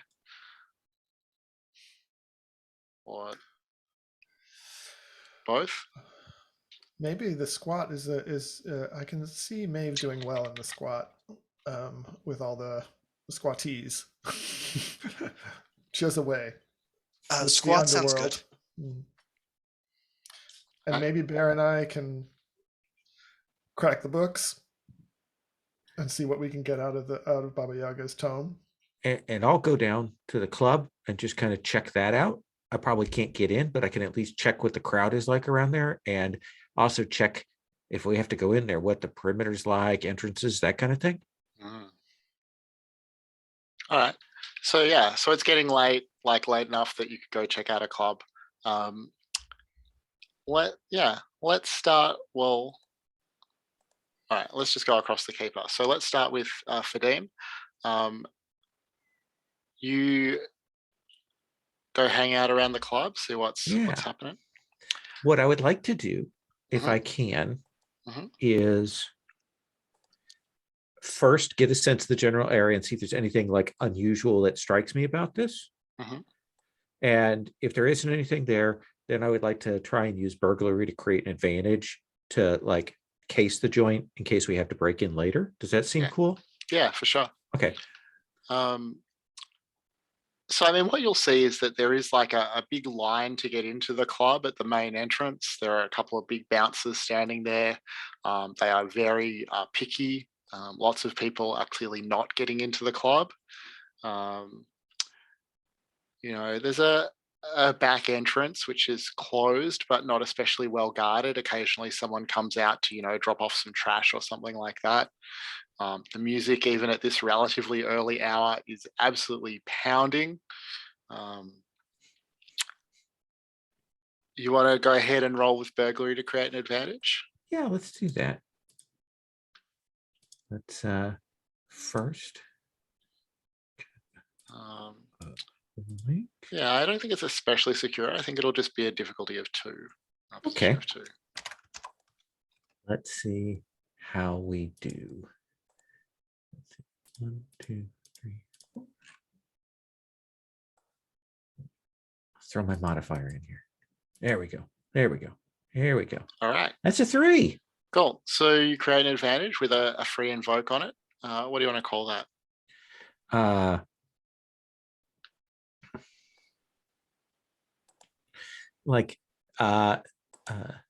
Know the timing. So I kind of have a sense of like when people have breaks, when they come in and out, that kind of thing. How does that sound? Yeah.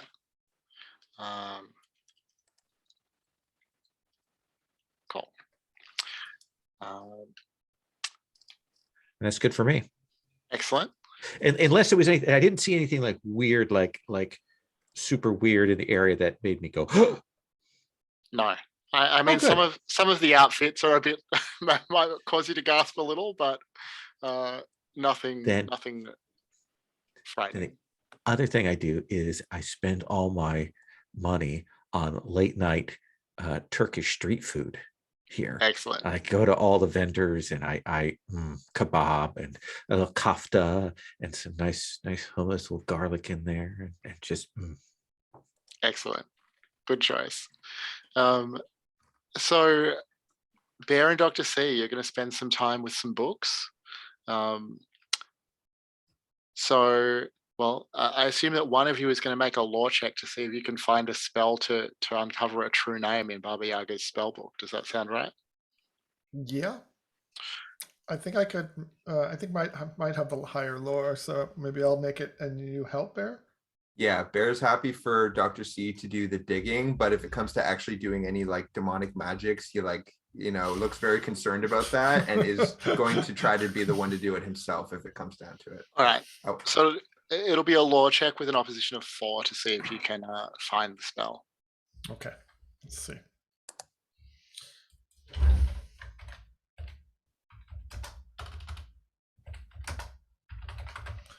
All right. Here we go. Dr. C picks up that scary book, starts looking through it all, turning pages. Everything looks different. Ooh. Oh, But it's a 7. you succeed with style. What does But that? I think I found something. So you definitely find the relevant spell. You also get a boost because you succeeded with style to overcome. So feel free to give the boost a name. The nature of the spell, I'll write some details into the keeper, but it's going to be an opposition of 4 to discover Mrs. R's true name, or a creature's true name. Generally, has to be a creature that you can see, so you have to cast the spell while they're in eye shot. And what else did I made some notes. does it cause enchantment? I mean, magic just always Right. you always have to mark enchantment to cast magic. Yeah, the opposition is 4 specifically for Mrs. R. If you later decide that you want to use it on like the Fairy Queen or someone, then potentially the opposition. I won't just suddenly have much her true name. And on a success, you'll create an aspect with a free invoke on it for their true name. So, all right. So you find the spell. What do you say anything to Bear as the two of you alone in this, presumably still in the academic's office, by this like nice lamplight? Dr. C goes over to Bear and just drops his head on his shoulder and says, "We don't have to summon a demon. I'm so relieved. I found a spell that will reveal her true name." And there's no demons involved in the spell. No demons, no demons. I didn't want to invoke any demons. Yeah, you won't be the one invoking the demons. You're too sweet for that. Oh. Dr. C gives Bear a peck on the cheek. Thank you, Bear. I know you've got my back. Just don't spend too much time looking in that book now, Yair. It's closed. It's closed. The book is confusing. It makes my mind spin. So I don't want to open it again unless we have to. I have a feeling before this is all over, we'll have to again. Unless we have to. And we both look pointedly at the book, which is probably vibrating on the desk. Jumping up and down. Yeah, maybe like it's, well, I guess it's closed, but I'm sure the words are just gently shifting underneath the pages are wrestling gently as it continues to do its thing. And Bear, is there anything else that you want to do, by way of research or anything like that? If I could maybe try to create an advantage of some kind. I guess I already dug into my own knowledge about red caps, but I am in a folklorist's office. I would like to find a way to help us with the binding here, any contingencies. I guess so. The spell is good for the true name. I'm trying to think what other Something kinds about the dancing. We know that there will be dancing. Yeah. Maybe I'd just like to find out about the children and what happens to them and how they could be kept safe. I don't think you need to roll for that. I think that what you'll find, in the various accounts of the Rumpelstiltskin story that appear in, the text that the folklorist has collected, that it's generally assumed that Rumpelstiltskin eats the children. This is our, huh? So I will leave the two of you there, if that's okay, and pick up with Maeve. So, Maeve, tell me about your approach. Who you want to talk to? Some of the residents of the apartment block? You want to try and break into Bug's apartment? Like, what are you going to do?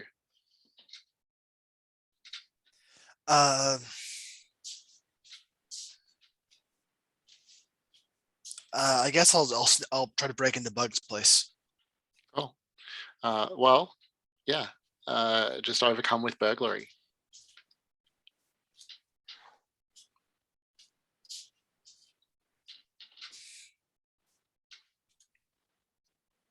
I got a 3. So that will succeed. You break into his apartment. Anything in particular that you're looking for? Just anything in relating to Miss S or R, Miss R. I'm glad I'm not the only one who can't remember what initial she has. So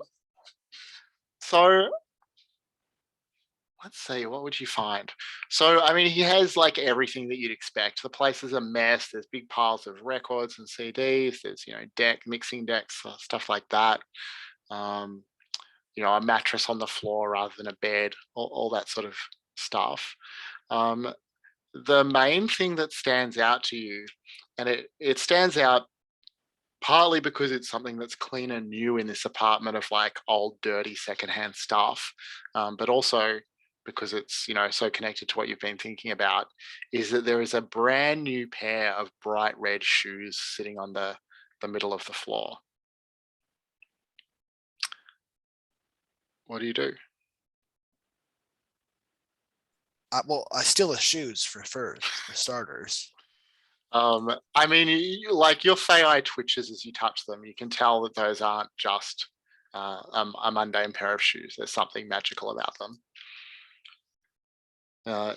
You stick them in your backpack? Without ever directly touching them. I like steal a towel, wrap them in the towel, put the towel in my backpack. Nice. All right. Maybe you sense that they're shifting or moving almost a little bit in the backpack. But I think that's pretty much all that you'll find in his apartment, unless there's other particular things that you're looking for.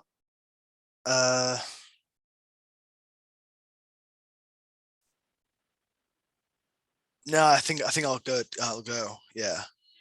All right. You want to go back and meet up with the others? Yeah. And like ask, should we burn the shoes or what? Well, let's say that you meet up again the next morning. So it's gotten late. You found the spell. You've figured out some stuff about the club. You've seized the shoes, which surely will attract some unwelcome attention from someone. And you've all had a chance to get some sleep. You meet up again the next morning, just the four of you. The others, the folklorist and the author, you can contact if you need to.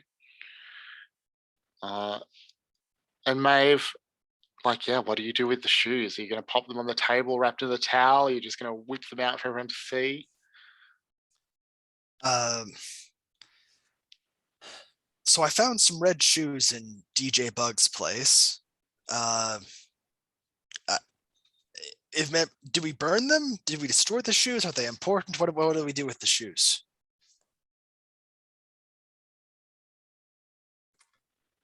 Well, she knows we're after her. She knew who I was. So she's probably going to assume we stole them. But won't be able to resist a bargain with the shoes.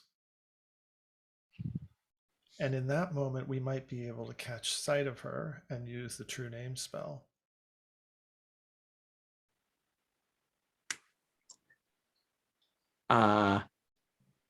Then I will post on, how about this, on Bug's Instagram page. Mrs. R. Mrs. R. Let's talk. Make a deal for the footwear. Something like that. Do you propose a particular time and place, or are you just going to let her come to you? No, let's do pros and I'm a Bachman place. One of the like German blah, blah, blah, plots, locations. Like we go to like a Bourne style A plots. location. And yeah, we split into TMs. And like high noon. And a place close by a church. Mhm.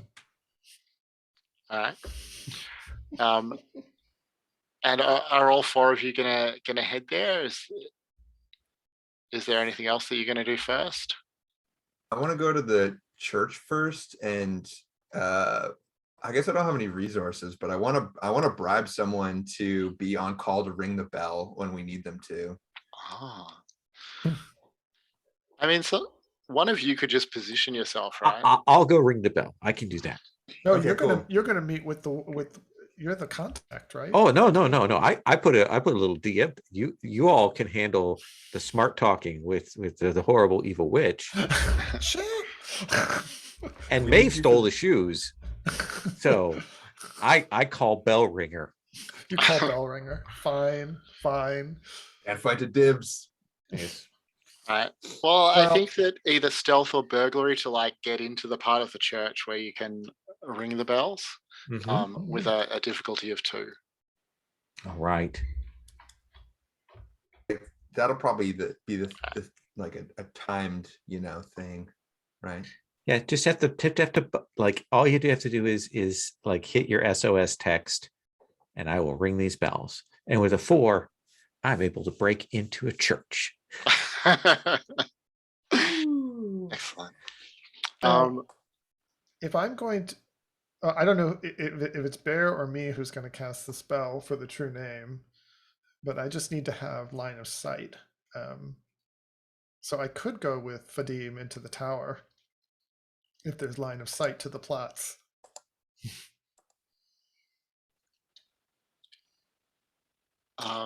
But who's going to make the exchange? Well, I mean, I guess, well, I have a couple of questions about this. Like, one is, did you actually are you bringing the shoes there at all? And secondly, is there a plan to actually strike a bargain with her, or is this just luring her out of hiding so you can use the spell? Like, is someone going to offer her something to trade for the shoes?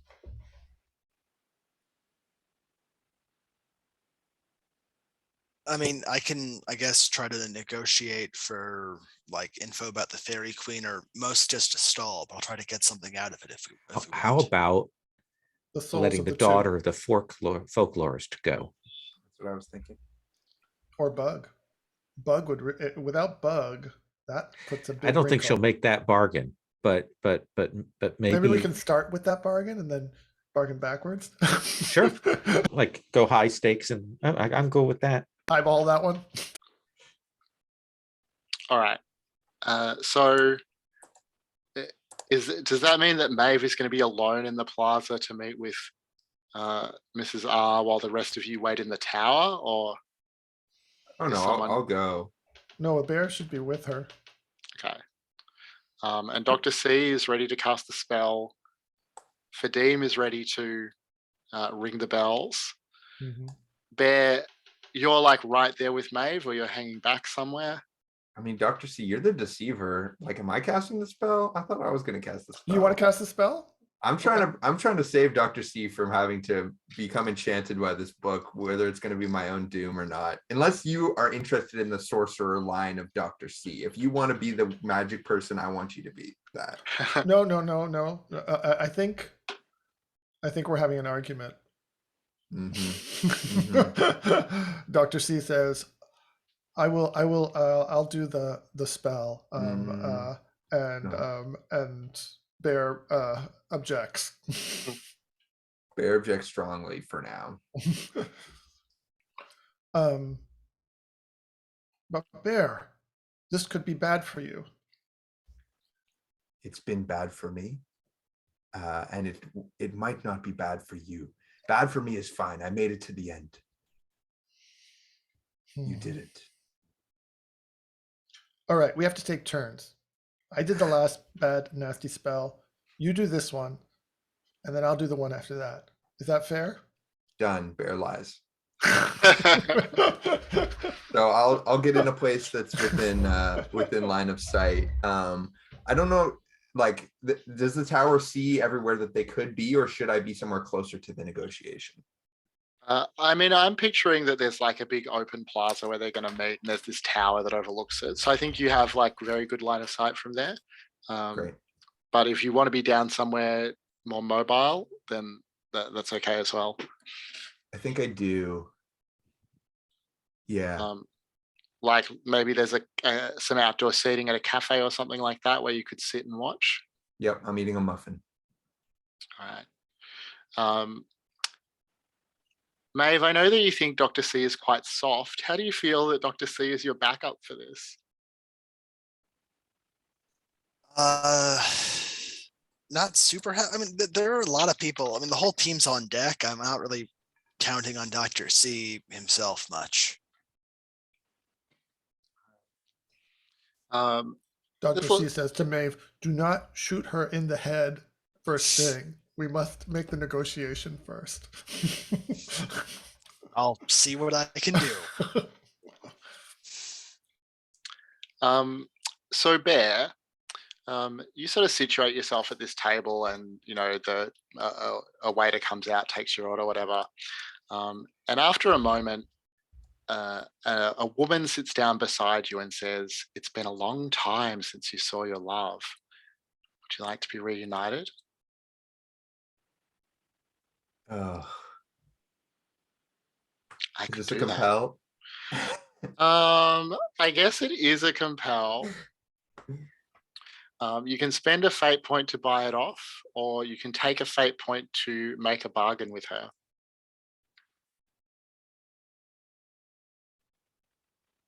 I got to take it.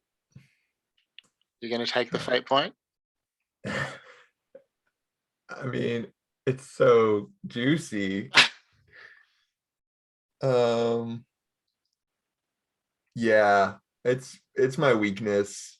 And me and Dr. C are fighting a little bit, so I think it's the time. So she tells you that you should bring the shoes to her in a caravan at the center of the spree park. Do whatever you have to do. And have we established the name of your Fey love? His name is Thorn. Thorn, that's right. Thank you. Thorn will be waiting for you there. You wouldn't accept another bargain. She just laughs at that and like withdraws into the crowd. A month of my life. Okay, head in hands on the bench. Oh God. So you see that she then, from another direction that she has inexplicably quickly traveled to, approaches Maeve and Dr. C in the middle of the plaza. And they start to talk. So just let us know if you want to like break into that scene at any point to try and seize the shoes. Maeve, Mrs. R will come up to you. And she'll say, I think that you have something of mine. I would like it back. I think I have kindling that I'm about to burn. Oh, you think they'll burn? See how little you know of this world that you found yourselves in? I figure I could make your lives comfortable, joyous. Why fight? Tell you what, let the DJ go and you can have your shoes back. The DJ's in love with me. How could I release him from that? He doesn't have to stop loving you. You just have to leave him alone. Avoid him. Don't talk or interact with him anymore. Break the contract with his mother. Yes. Or nullify the contract with his mother. Relieve her of her duty. It's not such a big thing to ask, is it? So I think she will You want say the shoes. she says that she would happily do that. She would be happy to, but once she struck a bargain, it's impossible for her to rescind it.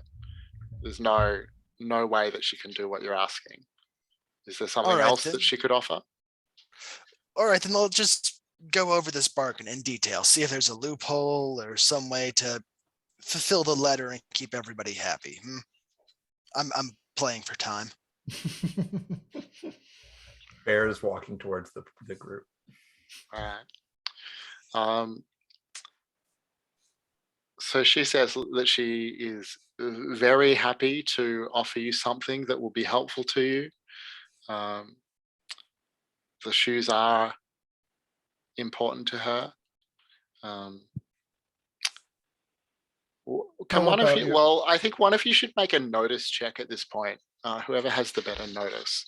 I think it's Maeve. I think so, yeah. So she'll roll opposition for this one. Let me just check what her. She'll roll Nice with. roll, Maeve. Yeah, I got a 5.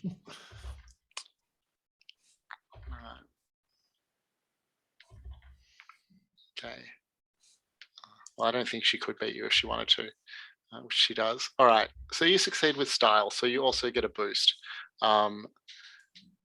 which you're welcome to name. But you realize that while you're playing for time, she is also playing for time. This isn't. She's not sincere in these negotiations, and you can probably conclude from that that she has some plan to seize the shoes rather than actually bargain them from you. So maybe the boost is just called like you know what's up or something like that. That sounds good. All right. So I'm just putting that in the Berlin thing. And Bear, what do you do? I think that plan is breaking into a run towards you.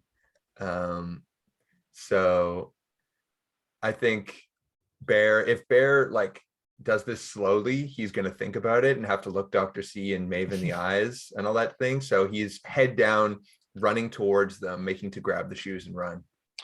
All right. Well, I think that's going to be an athletics check contested by Maeve's athletics roll. And will also be the first move in an initiative that we'll drop into. I mean, like if I see him charging at me, I'm probably just gonna shoot him. Well, he's running from behind, so let's say that Oh, you're not okay. going to shoot him.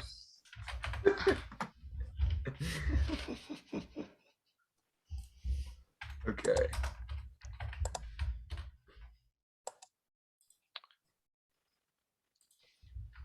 So Bear's rolled a 4. Maeve has rolled a 1. Maeve, do you want to spend any fate points? You have a boost, so the boost for free will bring you up to a 3, and then a fate point will bring you up to a success. That sounds good. So what aspect will you invoke for a fate point to succeed?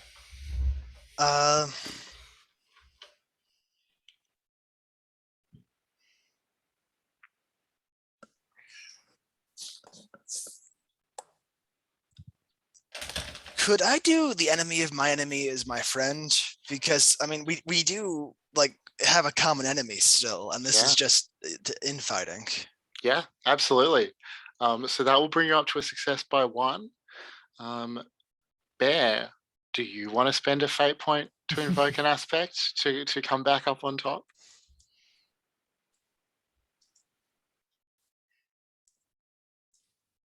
I do still have the spell book in my bag. Mm-hmm. I do want to spend a fate point. What aspect will you invoke? I guess before I do, I should just check with the table. Like, I thought this was a cool compel, and I think it's a fun little bit of drama. But if everyone's like, this is ridiculous, and you're kind of messing with my mission, then I'm happy to just take the hit here and carry on. So, how are you guys feeling? Lean into it. Lean into it. It's drama. Well, what are you thinking? What are you stroking your chin about?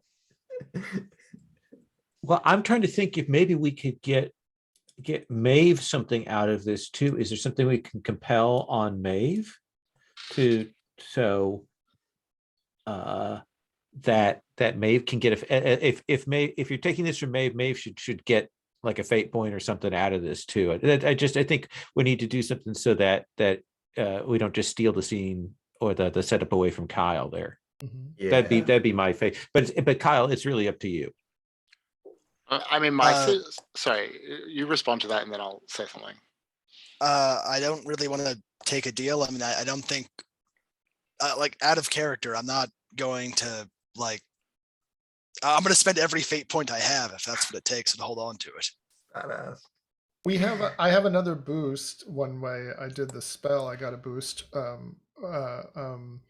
which was about, well, I don't know if it has to be directly related to the spell or if it's about Mrs. R. What did we call the boost?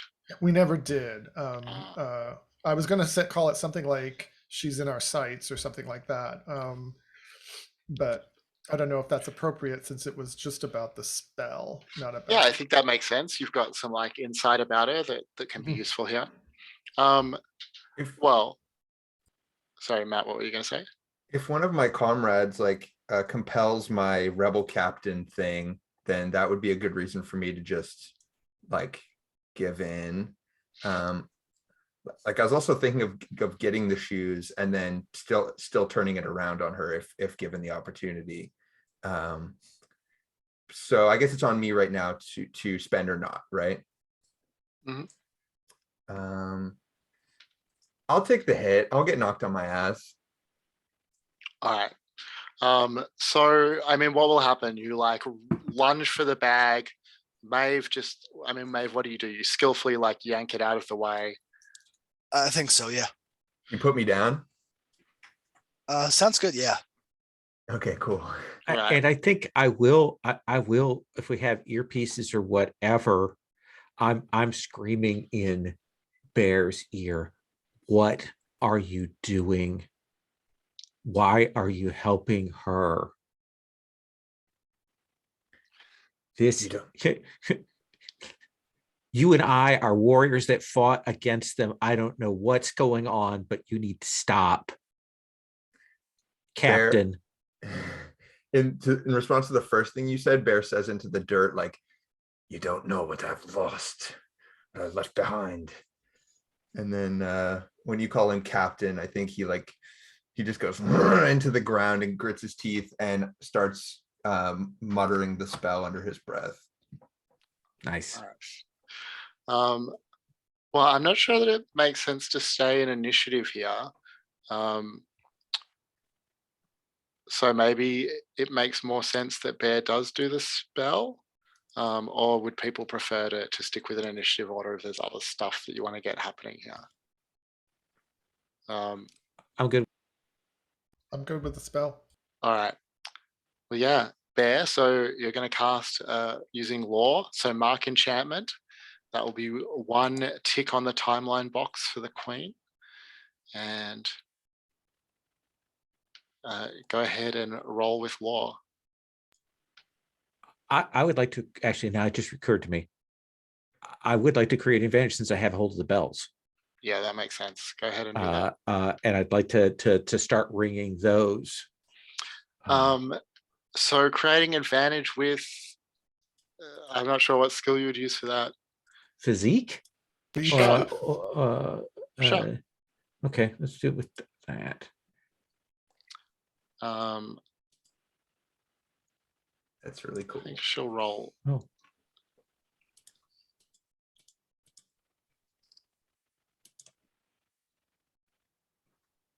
All right. So- she'll roll opposition for this one. Okay. So you succeed with style. So the ringing of the bells with 2 free invokes on it.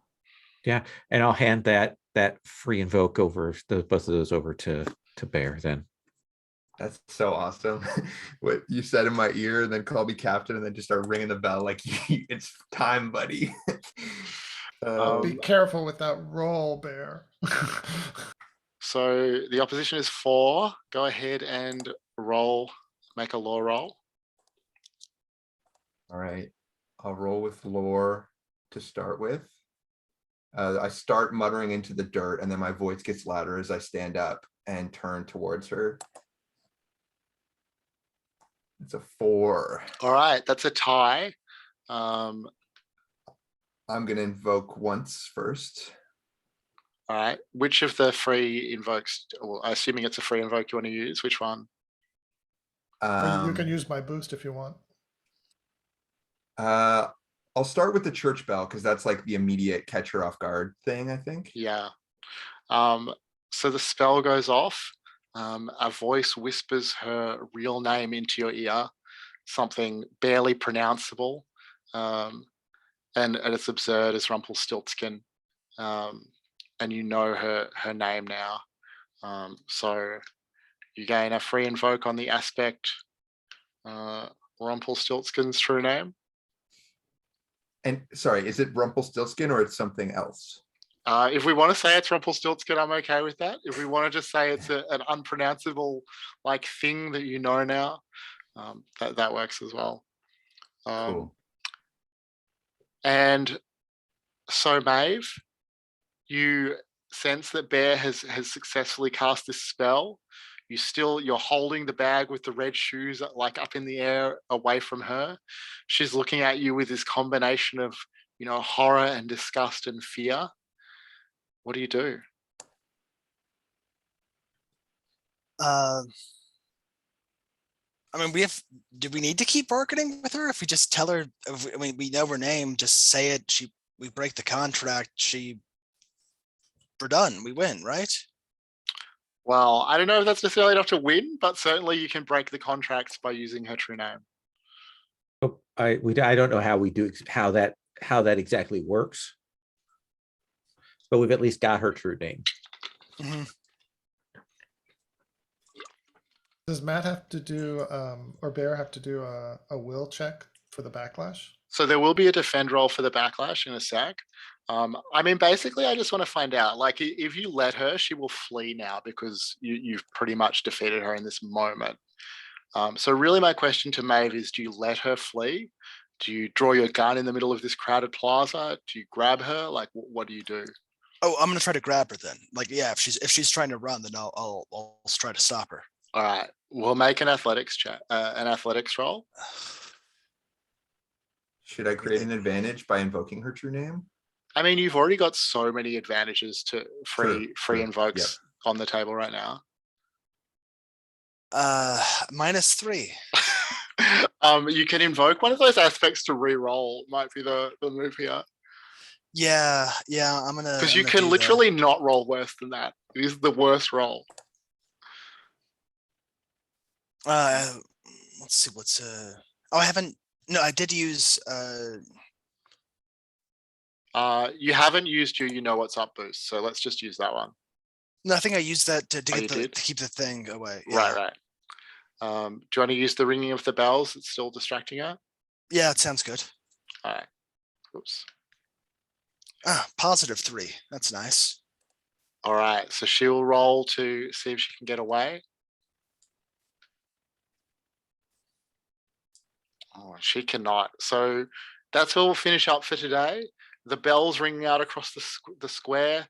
Her true name in Bear's ear, and your hand. Like, how do you grab her? Like, you're just on her collar or something? Yeah, I think just a hand clamped on her shoulder or something. And she looks at you with fear in her eyes, and that's where we'll stop for this week. So I will stop the recording, and we can do some stars and wishes.